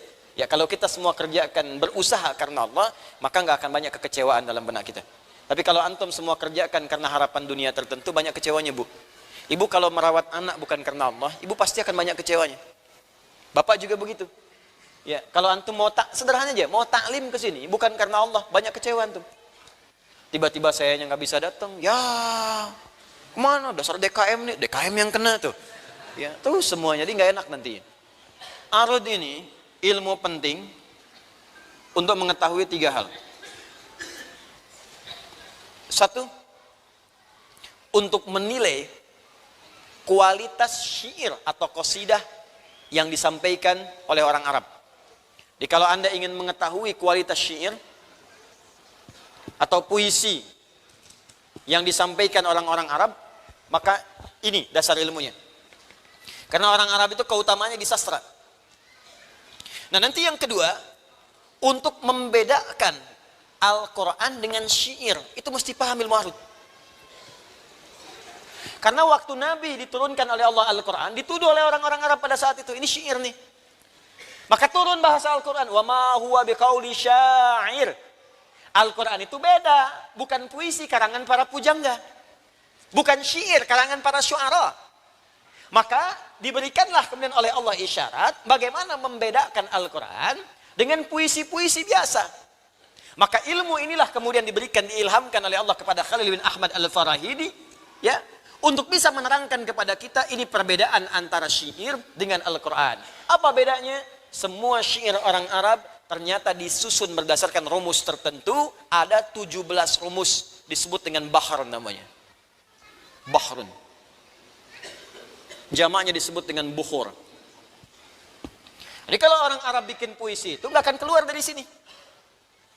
Ya, rumusnya ini. Walaupun mereka nggak kenal ilmu ini dulu, mereka nggak tahu ilmunya, cuma salikah, insting mereka langsung bikin. Nah, oleh Khalil diamati, dikeluarkan oleh beliau formulasinya. Oh, ini yang begini, fa'ulun mafa'ilun, fa'ulun mafa'ilu, fa'ulun mafa'ilun, fa'ulun mafa'ilu, disebut tawil. Mustaf'ilun, mustaf'ilun, mustaf'ilun, mustaf'ilun, mustaf'ilun, mustaf'ilun, disebut rajaz. Ya, tawilun lahudunal buhuri fadailu, fa'ulun mafa'ilun, fa'ulun mafa'ilu, kifana nabki min dzikra habibin wa manzili bisaqtili wa baina dakhuli fahawmali. Ini contohnya. Mustaf'ilun, mustaf'ilun, mustaf'ilun, mustaf'ilun, mustaf'ilun, mustaf'ilun, sautu safiril bulbuli hayya qalbi thamili, al-ma'u wa zahru ma'a ma zahri lafzul muqali, fa anta ya sayyidali wa sayyidi wa mauladi, fakam tayyumuni ghuzailun uqayqali, qataftuhu min wajnatin min fi'li hadzal rajuli, faqala la la la la faqad qada muharwili, wa wal walad wali wali ya wailali, faqultu la tuwalwili fabainul lu'ali, qalat lahu hina kadza inal radidul muqali, kahatan kakailali tattabi tabuli. Ulangi. Nah, itu rajaz. Ya. Nah, kenapa penting tahu ini? Untuk membedakan dengan Al-Quran. Al-Quran nggak pakai rumus itu. Silahkan cari rumusnya. Wadduha wal laili idza saja ma wadda'aka rabbuka wa ma qala. Nggak akan ditemukan di sini. Semua orang Arab bikin syair, bikin qasidah, rumusnya pasti kembali ke sini. Mufa'alatun, mufa'alatun, fa'ilatun, mufa'alatun, mufa'alatun, fa'ilatun. طلع البدر علينا من ثنية الوداع وجب الشكر علينا مدعا لله داعي. Madid ketemu, nggak akan jauh dari situ. Al-Quran tidak. Makanya kalau orang belajar ilmu arud, dia akan paham Al-Quran beda. Al-Quran bukan bahasa manusia, bukan karya manusia, dia firman Allah Subhanahu wa ta'ala yang bukan makhluk. Jadi beriman. Makanya belum pernah Abu Jahal menyoal Al-Quran. Karena tahu ini beda ini. Pernah nggak ditemukan Abu Jahal keberatan dengan pernyataan Alif Lam Mim? Tidak ada. Silahkan cek dalam sejarah. Jadi kalau sekarang ada orang yang nggak ngerti bahasa Arab, iseng-iseng menyoal Al-Quran, keterlaluan. Karena Abu Jahal pun yang paling fasih bahasa Al-Quran tidak pernah menyoal Al-Quran. Itu yang paling menarik. Yang kedua, kita bisa mengerti bagian kedua ini, karena Al-Quran beda dengan syair, makanya orang Arab dulu pun nggak pernah baca Al-Quran pakai irama syair. Setiap kasidah ada iramanya, beda. Ada iramanya. Ya misal kayak tadi kan, madid. Ya, tala'al badru alaina min thaniyatil wada'. Ya, itu kan dari rumus mufa'alatun, mufa'alatun, fa'ilatun, mufa'alatun, mufa'alatun, fa'ilatun. Tapi kan nggak pernah dipakai baca Quran. Wadduha wallaili idza saja. Kan enggak pernah kan? Coba lihat sesude, sesurem, Misyarul Rasid pernah enggak baca pakai gitu? Enggak. Karena tahu ini tuh khusus untuk syair. Makanya kalau lagam udah populer nagamnya dipakai untuk tertentu, jangan pernah dipakai baca Quran. Itu. Makanya enggak usah iseng-iseng karena orang Arab dulu pun enggak ada yang iseng. Nah, ini ngimamin pakai nagom ini, nagom itu. Iya kana budu, wa iya kana stain. Ya bubar. Ini bukan persoalan Islam lokal dengan Islam global. Satu ibadah tuh nggak pernah beda-beda gitu. Dari dulu sampai sekarang, kalau kita paham ilmu, nggak akan tersesat dalam beribadah. Ngerti ya sampai sini ya? Itu yang saya maksudkan. Nah, manfaat yang ketiga, Bapak Ibu sekalian, sebetulnya ada bagian kedua, cabangnya lagi. Jadi kalau kita paham ilmu arud, itu Anda bisa memahami cepat kaidah dasar-dasar ilmu.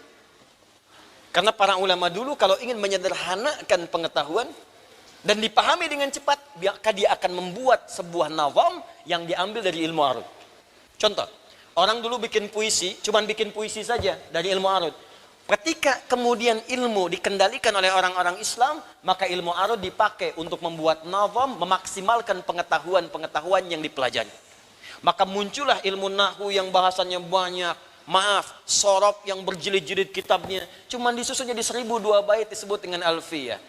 Kalamuna lafdhun mufidun kastaqim wasmun wa fi'lun thumma harfunil kalim wahiduhu kalimatun wal qawlu am wa kilmatun biha kalamun qad yu'am bil jarni wat tanwini wan nida wa al wa mustadin lil ismi tamyizun hasal bita fa'alti atat wa ya if'ali wa nun iqbalan fi'lun yanjalli. Contoh.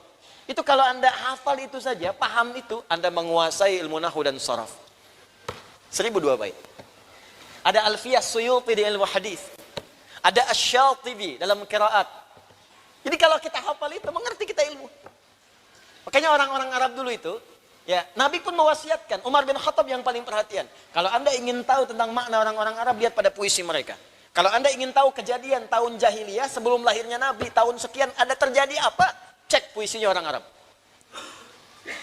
150 tahun sebelum lahir Nabi, Imre el-Qais pernah melihat seorang pemuda patah hati di tepian sebuah lembah. Ya, itu kisahnya ada dan itu bisa jadi sejarah, tulis, dikeluarkan jadi ilmu.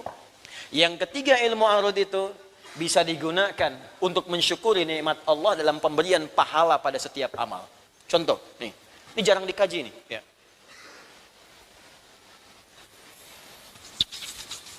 Ini kalau kita bisa menerapkan, jadi saya tuh ingin begini ya, coba Qurannya dipakai. Kata Quran tuh gini, kalau belajar sampai paham. Menghafal boleh, tapi yang dihafalkan tuh pahami. Di banyak orang sekarang menghafal tapi nggak ngerti. Contoh paling gampang, orang Islam sholat, hafal bacaan tapi nggak ngerti yang dibaca. Walau tidak semuanya. Sekarang saya kan sering katakan, dulu ibu saya saja, kalau saya pulang dari sekolah, itu ditunggu belajar apa? Dibuka, dilihat, ditanya dan seterusnya. Sekarang saya tanya pada bapak ibu sekalian, berapa banyak anak pulang ke rumah dicek lagi bacaannya? Dicek lagi apa yang ia pelajari? Tinjau kembali. Arud. Bapak Ibu masih ingat kalau kita baca Al-Quran pahalanya berapa? Setiap hurufnya? 10 ya. Hadis di At-Tirmidzi nomor hadis 2010. Man qara'a harfan min kitabillahi falahu 10 hasanat. Siapa yang membaca satu huruf dari kitabullah, dia mendapatkan setiap hurufnya 10 kebaikan. Contohnya langsung dari Nabi, walam aqul alif lam mim harfun. Saya tidak katakan kata Nabi alif lam mim itu satu huruf. Walakin alifun harfun, lamun harfun, mimun harfun. Walikulli harfin 10 hasanat. Tapi alifnya satu huruf, lamnya satu huruf, mimnya satu huruf. Setiap hurufnya 10 kebaikan. Kalau Anda baca dengan pengetahuan biasa, tanpa dasar ilmu arud, maka orang akan menyimpulkan ini 1, ini 2, ini 3. Jelas? Jadi 1, 2, 3. Ada berapa? 3. Setiap satu hurufnya berapa pahalanya? 10.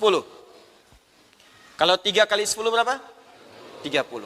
Kalau Anda baca dengan ilmu arud, maka ilmu arud itu diantara cara memahaminya adalah menuliskan apa yang dibacakan, bukan rumus yang terlihat. Ini kan tulisan, simbol. Apalagi Al-Quran sifatnya bacaan. Dalam ilmu arud, kalau Anda ingin menuliskan, yang dibacakan itu yang dituliskan. Dan rumus Nabi-nya jelas. Kata Nabi ini apa? Alifun. Maka tulisan alif itu begini. Alif. Lamun. Mimun. Mim.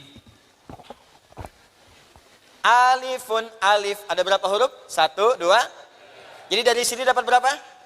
3. Ini pun belum tentu 3 karena ini hamzah namanya. Hamzah. Hamzah ada berapa huruf?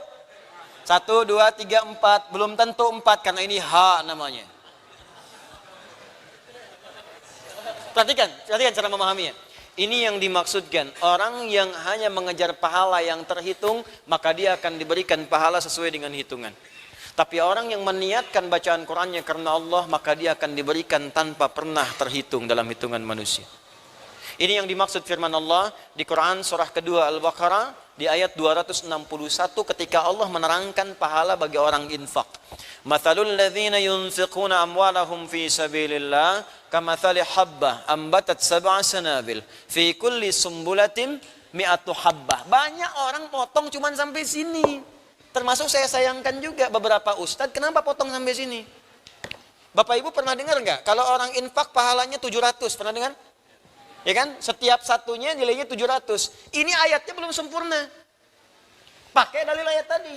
Matsalul ladzina yunfiquna amwalahum fi sabilillah. Setiap orang infak diniatkan karena Allah. Ya kamatsali habba. Setiap satunya diniatkan, maka tumbuh dia satu biji pahalanya. Ambatat sab'a sanabil. Setiap satu bercabang jadi 7. Jadi rumusnya 1 kali 7. Fi kulli sumbulatin mi'atu habbah. Satu yang jadi 7 tadi itu bercabang lagi. Setiap cabang satu ini mendapatkan 100 butir. Jadi ini dikali 7 kali lagi 100. Dapat berapa? 700. Jadi kalau Anda infak misalnya, malam ini bismillah saya infak 1000. Maka rumusnya 1000 ini jadi 1 ini sama dengan 1.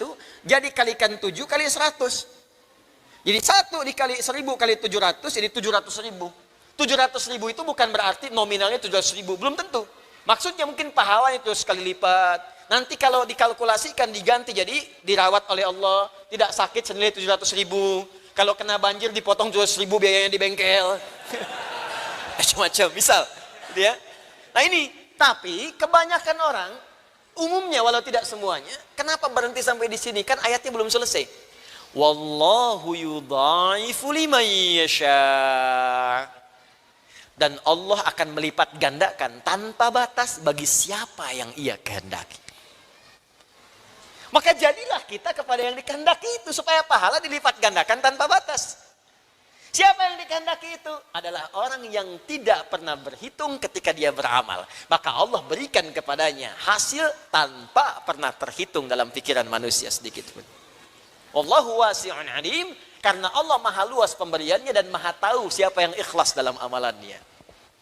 Nah ini apa yang bisa memberikan penilaian itu? Ilmu arud tadi.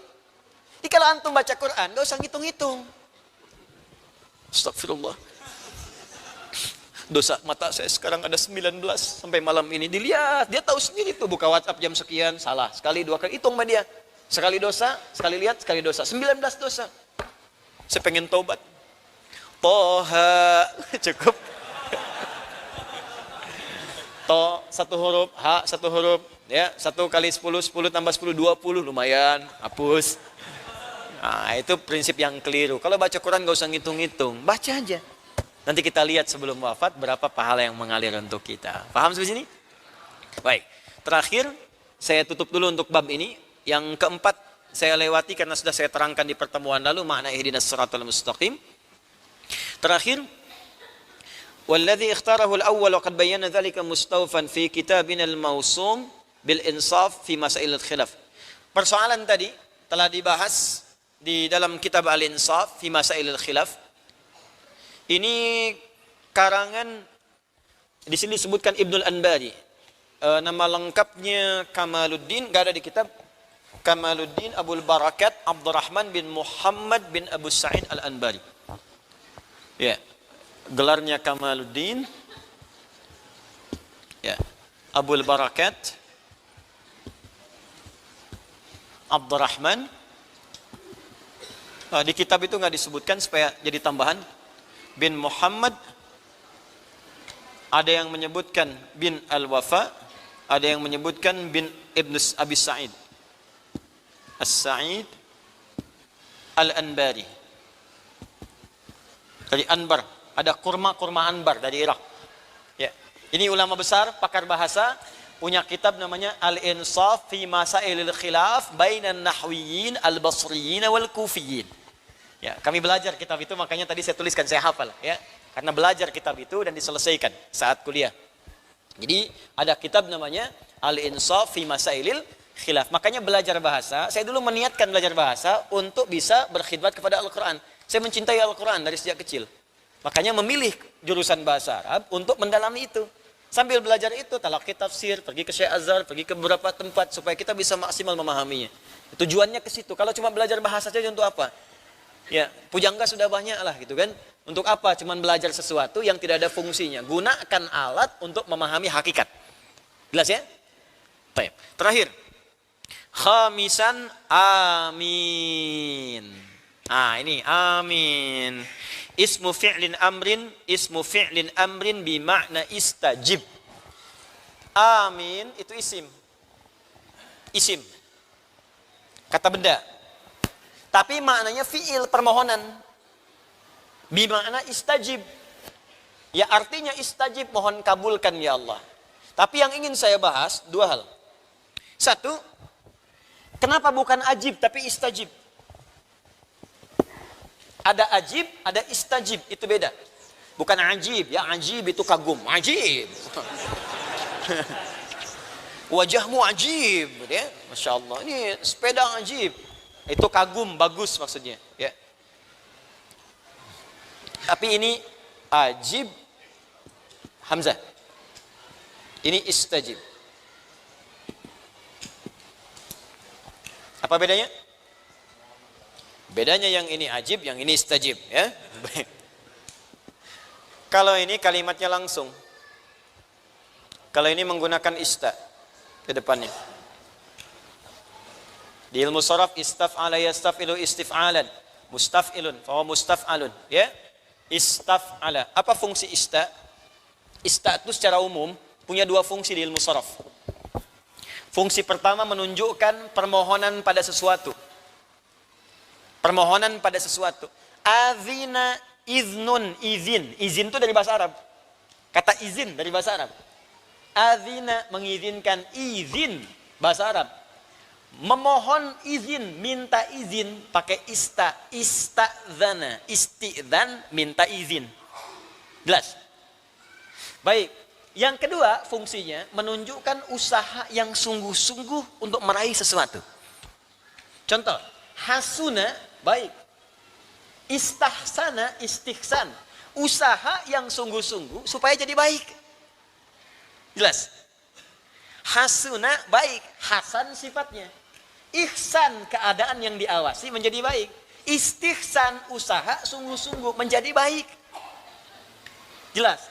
Ajib, mohon jawab ya Allah. Istajib, minta dijawab. Kenapa menggunakan ista? Untuk memberikan pesan. Kalau pengen dijawab oleh Allah, maka usahalah yang sungguh-sungguh. Sholatnya serius. Sholatnya khusyuk. Sholatnya benar. Jadi kalau aminnya pengen dijawab, amin, amin. Kata amin itu didahului dengan kesungguhan.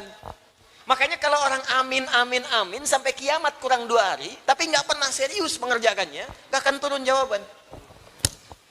Ya Allah, mudahkan pernikahanku nanti. Ikhtiar dulu. Masya Allah, akhi, kapan menikahnya? Belum ada calon. Gimana bisa? Ya Allah, berikan aku nilai sempurna dalam ujian nanti. Ya Allah, amin. Tapi nggak belajar. Malamnya nggak mengulang, yang akan datang jawaban itu. Sholat, tahajud, belajar enggak. Ya nggak nyambung. Jadi segala hal kalau diinginkan untuk dikabulkan, maka ada ikhtiar kesungguhan untuk bisa menyandingkan antara jawaban dengan ikhtiar tadi. Makanya saat Anda ingin diijabah oleh Allah, kan dalam doa-doa Fatihah itu kan ada doa kan? Yang saya ajarkan di pertemuan lalu, ketika iyyaka na'budu wa iyyaka nasta'in, ihdinas siratal mustaqim, pengen minta apa? Sertakan dalam hati kita. Ya. Nah, nanti semua yang disertakan itu ditutup dengan kalimat amin. Begitu amin kita benar, maksud yang benar itu ada kesungguhan. Sungguh-sungguh belajar Fatihahnya, bacaannya benar. Yang kemarin bacaan gak benar, panjang pendek, sekarang minta ke guru supaya dibenarkan. Talaqi al-Fatihah yang benar, memohon kepada Allah, berusaha dengan khusyuk ibadah, wudunya benar. Ketika semua urutan ini benar, wudu benar, berusaha mengucapkan benar, cari pakaian yang halal, sholatnya diusahakan maksimal benar. Begitu Anda mengucapkan amin, akan terjadi perbedaan dalam kehidupan kita. Itu maksudnya. Ini bukan sekedar datang sholat baca amin. Nah, malaikat juga malas ngelihatnya. Tapi kalau orang sungguh-sungguh, maka perhatikan jawaban Nabi. Perhatikan. Bukan sekedar doanya dijawab. Man wafaqa ta'minuhu ta'minal malaika, ghufira lahu ma taqaddama min dzambi.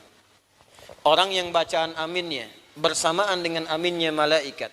Aminnya kita meminta dijawab oleh Allah, aminnya malaikat mempercepat jawaban yang diturunkan oleh Allah kepada kita. Jadi kalau ketika kita mengatakan amin, tuh malaikat ikutan amin. Itu hadis Nabi, awas. Kalau Nabi menyampaikan berita gaib, kita percaya, pakai iman. Jangan semua pengen dijangkau akal. Kok nggak kedengeran aminnya malaikat? Kalau kedengeran, ente nggak jadi sholat, Joni. Amin, amin. Udah internet bolong gitu kan. Amin. Amin. Man wafaqa ta'minu ta'minal malaikat. Siapa yang aminnya bersamaan dengan amin malaikat, ghufira lahu ma taqaddama min dzambi. Hadis sahih. Hadis sahih. Maka dia dapat bonus seketika dosa-dosa yang ia pernah kerjakan sampai detik itu langsung diampuni oleh Allah Subhanahu wa taala. Wah, saya membayangkan kalau salatnya benar itu, Pak. Sejak baca iftitah, Allahumma ba'id baini wa baina khataaya kama ba'adta bainal masyriqi wal maghribi. Ya Allah, aku merasa punya banyak dosa. Aku akui banyak salahnya. Terus dibayangkan salah-salahnya. Maka mohon ya Allah, jika ini salat terakhir dalam hidupku, jadikan aku dan dosaku terhapuskan. Jauhkan aku dengan dosaku sebagaimana Engkau jauhkan timur dengan barat yang tidak pernah bertemu. Allahumma naqqini minal khataaya kama yunaqqa thawbul abyadu minad danas. Ya Allah, jika memang dosa itu begitu pekat, maka mohon bersihkan seperti pakaian dibersihkan dari noda. Allahumma naqqini minal khataaya bil ma'i wal thalji wal barad. Allahumma ghsilhu bil ma'i wal thalji wal barad. Ya Allah, jika memang dia begitu lekat, maka mohon walaupun dengan air yang dingin bersihkan dan hilangkan dosa itu dariku. Aku enggak ingin tampak di hari kiamat, ya Allah. Lalu setelah itu dia baca Al-Fatihah, minta kebaikan kepada Allah, minta kemuliaan, minta doa. Begitu mengucapkan amin, meninggal dia pada saat itu, dosa diampuni, pahala datang. Itu caranya. Oke, coba berusaha tiap hari itu, latih lebih baik lagi, lebih baik lagi. Mau sampai kapan gitu? Mau sampai kapan? Mau sampai kapan? Berusaha lebih baik. Nanti kita rasakan kemuliaannya, enak. Ya mungkin tadi itu, apa yang kita bacakan itu tidak sampai kepada hati. Karena nggak sampai kepada hati, jadi nggak jadi bimbingan kepada anggota tubuh kita. Kalau hatinya tulus, ini ke mata jadi bimbingan sampai ke ujung kaki. Jelas ya? Nah, ini kalimat amin. Yang terakhir di amin ini, bagian keduanya, berapa harokat baca amin dibacakan? Amin. 2 harokat. Amin. 4 harokat.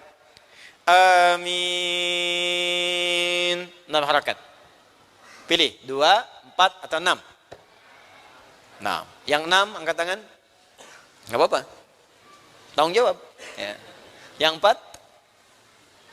Pak. Yang 2. Baik. Yang benar tanpa harokat. Karena harokat itu dibacakan hanya untuk Al-Quran, maka ada hukum tajwid. Letaklah situ harokat. Ya, harokat itu jangan dibayangkan fathah, harokat, bukan. Makanya saya di metode kontemporer, besok nanti lusa hari Sabtu, saya akan membuka kuliah pertama. Setelah ini saya umumkan, kuliah sekolah terbuka Al-Quran. Pertama kali. Yang saya kemarin sampaikan, nanti insya Allah hari Sabtu kita akan mulai. Setelah ini saya umumkan. Ya, setelah ini saya umumkan. Jadi kalau kita baca Quran, di situ ada harokat. Paling gampang ngitung pakai detik. Misal, 2 harokat jadikan 1 detik. Ya. Bismillahirrahmanirrahim. 1 detik. 4 harokat 2 detik. Bismillahirrahmanirrahim.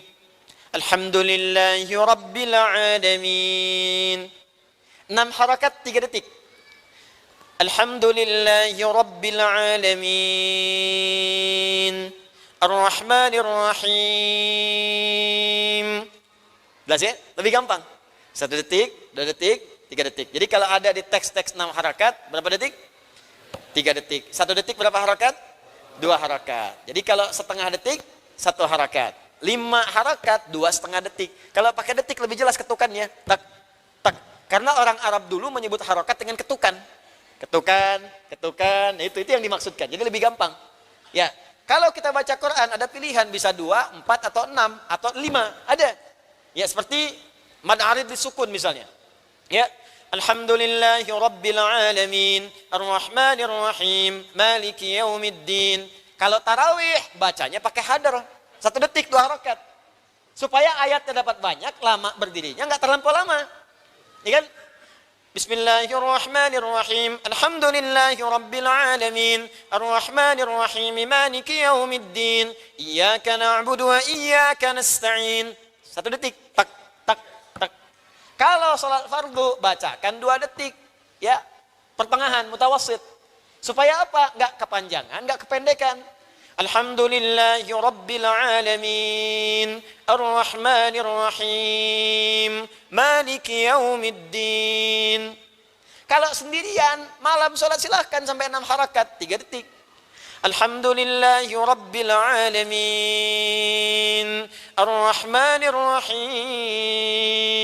Maliki yaumiddin. Jangan ketukar, tarawih 6 harakat. Waladdallin.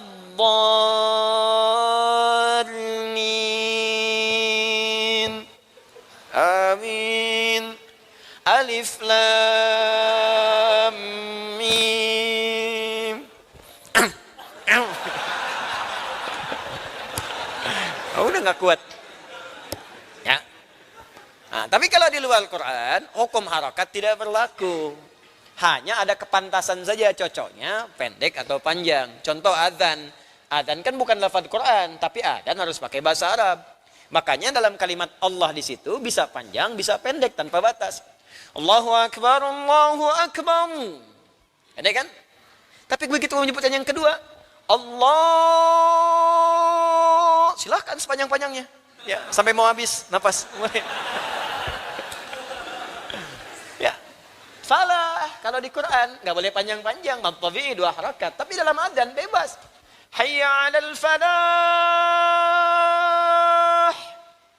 Salat ada dalam Quran, tapi dalam adzan bebas. Hayya 'alas salah. Nggak harus dipatok, nggak bisa 2 harakat, matabi. Kasihan yang adzan. Hayya 'alas salah. Nggak beres-beres tuh. Cepat, terlalu singkat. Jelas ya? Nah, amin pun begitu. Jadi kalau ingin pendek, boleh. Amin. Cukup. Amin. Amin. Jelas? Tapi lihat kepantasan. Sekiranya bisa menyesuaikan dengan irama imam dan keadaan makmum pada umumnya. Karena itu indahnya dalam sholat, suara imam itu akan diiringi dengan volume amin yang sesuai dengan suaranya. Nggak pernah ada imam baca kencang, aminnya pelan. Dan tidak juga imamnya pelan, aminnya kencang.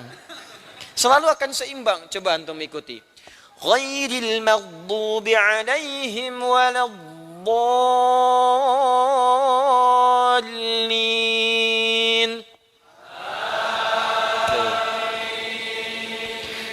Ghairil maghdubi alaihim waladdallin.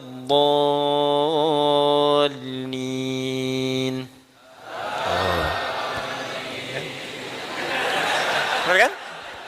Gak ada imam pelan makmum kencang. Ghairil maghdubi alaihim waladdallin. Amin. Biasanya kode tuh, kode. Kalau rakaat panjang pertama, rakaat pertama imam kepanjangan, maka rakaat kedua makmum mulai ngasih kode. Ya, yang dehem, yang macam-macam, yang aminnya panjang, kencang. Nah, tapi sholat bukan permainan, sholat ibadah. Ya, jelas sampai sini? Baik. Nah, ini bahasan kita selesailah. Kita membahas wujuhul i'rab, tinggal ahkam syar'iyyah. Nah, sebelum masuk ke ahkam syar'iyyah, karena ini pertemuan yang selanjutnya, saya ingin menyampaikan dulu pengumuman kepada Bapak Ibu sekalian. Pertama, singkat saja. Seperti saya janjikan di beberapa hari lalu, bahwa insya Allah kita akan mulai mengeksekusi rencana kita untuk belajar Al-Quran secara sungguh-sungguh. Serius. Mustahil kita bisa mengamalkan Al-Quran kalau tidak mengetahui isi Al-Quran. Kalau kita tidak tahu isi Al-Quran, maka kita berusaha mencari mushaf. Tapi kan mushaf gak bisa dibawa ke setiap tempat. Yang paling gampang kita bisa hafalkan itu sehingga Quran menjadi bagian yang menyinari tubuh kita dan tindakan kita. Insya Allah, seperti saya sampaikan, akan dieksekusi harapan kita untuk berusaha menghafal Quran. Saya bikin 2 metode. Pertama, karantina yang 30 juz itu 30 hari dengan masa induksi 10 hari. Yang kedua, ini yang terbuka untuk semua dan nyaman, bisa dikerjakan dimanapun, tapi sistemnya saya kontrol dengan rapi, sehingga saya bentuk seperti halnya sekolah. Dan kalau tidak serius, gak usah ikut. Ya, gak usah ikut. Nanti insya Allah kuliah perdananya, itu pembukaannya akan dibuka di hari Sabtu. Hari apa? Sabtu. Tanggal berapa? Nah, saya kan belum kasih info ya. Dia tidak usah mengarang. Lusa. Sekarang tanggal berapa? 11. Besok 17 Jumat ya. Sabtu 18. Jadi hari Sabtu, lusa. Kalau sudah hitungan Hijriah sekarang masuk Jumat, jadi ngitungnya besok, gitu kan? Tapi kalau hitungan hari ngitungnya lusa. Insya Allah di tanggal 18 di hari Sabtu Januari kita akan memulai kuliah perdana, kuliah umum terbuka. Ini karena terbuka, siapa saja boleh ikut, ini tanpa batas. Ya, baik yang anak kecil, remaja, dewasa, yang sudah sepuh boleh ikut. Yang saya ajarkan nanti ada 3. 1, keutamaan Al-Quran, secara singkat, karena sudah banyak saya terangkan. Kenapa mesti menghafal Quran? Apa hubungan Quran dengan ketentraman hidup dunia? Kebahagiaan dan kesempurnaan nikmat saat di akhirat. Secara singkat nanti saya sampaikan, hanya 15 sampai 30 menit saja. Setelah itu, saya ajarkan metode cepat tajwid praktis. Ya, bagaimana? Ya. Bagaimana memahami kaidah. Jadi nanti kalau bertemu guru manapun, insya Allah kita bisa mengikuti dengan cepat. Saya tidak mengajarkan hafalan. Ini ikhfa, ini idgham, ini munfasil, ini muttasil. Itu juga orang bisa menghafal. Yang saya ajarkan pemahaman. Kalau begini jadi muttasil, kalau begini munfasil. Kalau tutup ini arid disukun, ini dibuka, sukunnya lepas. Ya. Baik. Yang terakhir adalah metode untuk perangkat menghafal. Bagaimana menghafal secara santai dan tanpa sadar setelah selesai kita hafal Quran. Ya, memang kan harus selesai dulu, setelah selesai hafal Quran, kan? Nah, cuman kapan itu hafalnya? Seperti apa santainya? Tak terasa nanti. Tiba-tiba Anda 1 bulan dah hafal 1,5 juz aja, saking santainya. Dapat. Nanti kita sudah urutkan. Nah besok, lusa itu, Sabtu, itu masih kuliah umum, semua bisa ikut. Tapi setelah itu, saya sudah siapkan sistem registrasi, ada adminnya, ada semuanya, dan Anda harus mulai terdaftar kalau ingin serius. Karena di situ akan dipantau, ada setorannya, ada nanti kontrolnya, ada wisudanya, ada ijazahnya, ada sertifikatnya, ada tahsinnya. Ya, itu nanti akan berlangsung setiap tahun karena targetnya setiap wisuda setahun. Kalau ingin cepat 30 hari, kalau ingin santuy ya sekitar 1 tahun lah. Ya. Nah. Tapi kalau udah registrasi Anda nggak bisa main-main. Ya besok kuliah umum nggak apa-apa. Tapi kalau sudah mau masuk, ingin ikut silahkan ikut. Sama-sama kita jadi ahli Quran, menghafal bareng-bareng. Ya, dan saya nggak seperti sekolah lain. Pada umumnya, Nanti besok saya terangkan lah lebih tepatnya seperti apa. Ya Ustaz, apakah ada biayanya? Apakah ada SPP-nya? Nanti besok saya terangkan. Tapi nggak akan ada SPP seperti yang misalnya umum tidak. Karena saya tidak akan pernah bertransaksi dengan Al-Quran. Paling-paling saya latih Anda beramal. Teman-teman, kita mau kumpul tempat ini. Di tempat ini mungkin nanti kita kumpul sewa tempat. Kita mau iuran ini sewa tempatnya? Siap, kan? Teman-teman yang ada admin mungkin beli ini perlengkapan gini. Ini kita wakafkan langsung karena Allah jadi amal soleh kita. Bisa ya sudah kita kerjakan. Kalau nggak ada nggak perlu iuran. Kalau saya punya uang cetak musaf saya cetak. Kalau kita mau sama-sama ya kita di situ sama-sama cetak. Jadi itu sistem saya. Dan saya tidak menarik sedikit pun dari Anda kecuali nanti yang menjadi amal soleh untuk Anda. Misal, teman-teman kita wakaf, yang registrasi syaratnya nggak ada apa-apa kecuali wakaf saja. Wakaf itu kita serahkan lagi pada orang supaya mereka menghafal lagi. Anda yang belum punya ini dapatkan hasil dari orang lain supaya Anda bisa belajar dengan baik. Pahala mengalir pada orang, punya orang mengalir kepada Anda. Ya, itu yang saya jadikan. Jadi insya Allah nggak ada SPP, nggak ada yang lain-lain. Paling-paling kalau sebulan dari 50.000, 100.000 itu untuk kumpul, untuk barang-barang, untuk yang lain-lain. Nah, itu diinformasikan. Insya Allah dengan modal pulsa 50.000, mudah-mudahan dapat nanti komunikasi akhirat yang lebih baik dengan izin Allah Subhanahu Wa Taala. Itu pun kalau ada, kalau enggak berarti nggak ada apa-apa. Jelas sampai sini? Baik. Itu 2. Tempatnya di mana? Nah, ini dia. Tempatnya di Masjid Al-Azhar. Dengarkan dulu. Kan mesti dipilih. Mesti dipilih, ya, mana tempat yang paling memungkinkan, yang paling cepat bisa kita dapatkan. Di Alisan sudah malam ini. Ya kan kita harus hargai juga. Di sini ada komplek, ada aktivitas, ada macam-macam, ya. Kalau sekarang Masya Allah, semoga Allah berikan rahmat kepada warga komplek di sini, ada PTM, ada PJS, ada Greenview. Ini kan tidak mudah Bapak Ibu sekalian. Datang banyak orang lewat, mungkin ada aktivitas. Berapa banyak warga komplek yang menyimpan mobilnya keluar supaya Anda bisa masuk ke sini. Berapa banyak warga komplek yang tidak keluar rumah, ya, supaya Anda bisa nyaman belajar dan sebagainya. Termasuk teman-teman yang pajang, yang nyimpan makanan macam-macam. Makanya sering saya katakan, keluar dengan tertib, jangan buang sampah sembarangan, karena ada hak dan mereka juga yang harus dapatkan dalam kebaikan. Dan saya pun memberikan pesan kepada teman-teman sekitaran yang ikhlas, supaya Allah berikan pahala kepada kita. Ini Allah berikan masjid di sini untuk kebersamaan kita semua. Jangan sampai dengan masjid ada keributan, ada macam-macam. Jadikan sebagai berkah untuk semuanya insya Allah. Ya. Nah, nanti hari Sabtu kita di Al-Azhar, jamnya jam 8. Ya saya harus bikin bagaimana lagi. Ntar saya buat jam 10, yang bilang sini ya. Saya bikin jam 12, yang sini ya. Saya bikin tengah malam, yang datang pocong. Gimana sih? Udah salah satu. Kalau nggak bisa datang, ada wasilah kita rekam. Anda nanti di situ simak.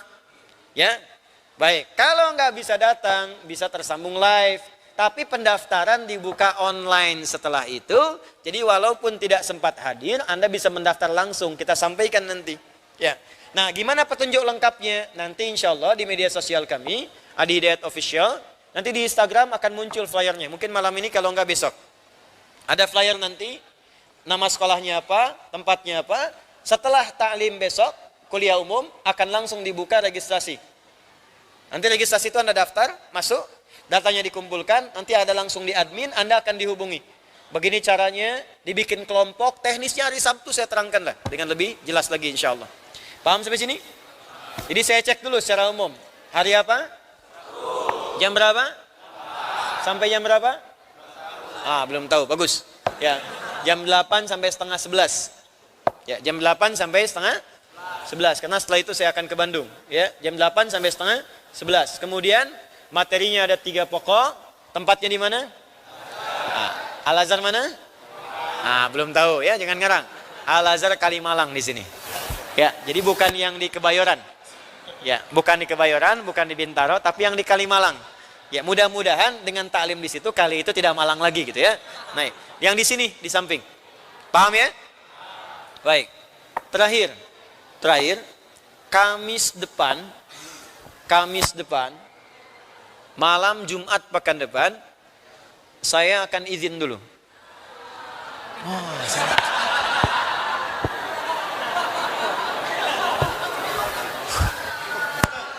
Bu, ibu kalau mau datang silahkan. Cuman saya nggak ada gitu. Saya mau ke Korea dulu ya. Sebentar, ntar pulang lagi. Ya, Korea, Cipanas sanaan dikit. Ya. Saya mau persiapan mau ke Korea dulu. Dan teman-teman di Korea insya Allah saya akan berada di Busan insya Allah. Dan kita berjumpa di sana. Kita tersambung nanti dari sana. Simak dulu Bu ya dengan baik. Jadi malam Jumat pekan depan sementara saya tidak bisa mengisi, kita libur dulu. Nanti kita sambung lagi di Jumat berikutnya. Tapi insya Allah materi-materi itu akan tersambung nanti dari Korea ke kita. Dan kita akan menyapa teman-teman dari sana yang boleh jadi menginspirasi kita yang ada di sini insya Allah.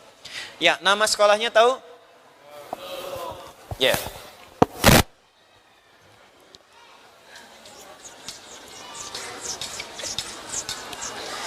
Nama sekolahnya nanti Sabtu saya beritahu lengkapnya. Tapi saya pengen tanya, mau hafal Quran? Mau jadi ahli Quran? Ya, mau sama-sama berusaha jadi ahli Quran? Baik. Usahakan jadi ahli Quran. Jadi sekolahnya namanya UAH. Usahakan ahli Quran. Usahakan jadi ahli Quran. Oke? Oke. Nah, maka brandingnya UAH oke. Enggak. Ini enggak bercanda, nama sekolahnya UAH, usahakan jadi ahli Quran ya. Target kita sampai wafat. Targetnya sampai wafat. mudah-mudahan Allah meridhai kita semua. Ya, jadi nanti hari Sabtu kita mulai, kita bertemu dan semoga semuanya dilancarkan oleh Allah Subhanahu wa taala. Malam hari ini saya akan ada banyak hal yang saya kerjakan dulu. Ada hal-hal yang teman-teman ingin sampaikan bisa disampaikan lewat admin kami dan mudah-mudahan semuanya diberikan keringanan oleh Allah Subhanahu wa taala. Allahumma taqabbal minna innaka antas samiul alim wa tub alaina innaka antat tawwabur rahim. Allahumma 'allimna ma yanfa'una wa 'allimna ma jahilna. Allahumma waffiqna ma ta'allamna linafhama bih wa waffiqna ya Allah ma fahimna lin'amala bihi. Ya Allah, anugerahkan kami ilmu yang bermanfaat yang mengentaskan ketidaktahuan kami. Anugerahkan kami ilmu yang bermanfaat yang membimbing kehidupan kami lebih baik dalam pandangan-Mu. Allahumma ya Allah, bimbing kami untuk memahami apa yang kami pelajari dan bimbing kami untuk mengamalkan apa yang telah kami pahami.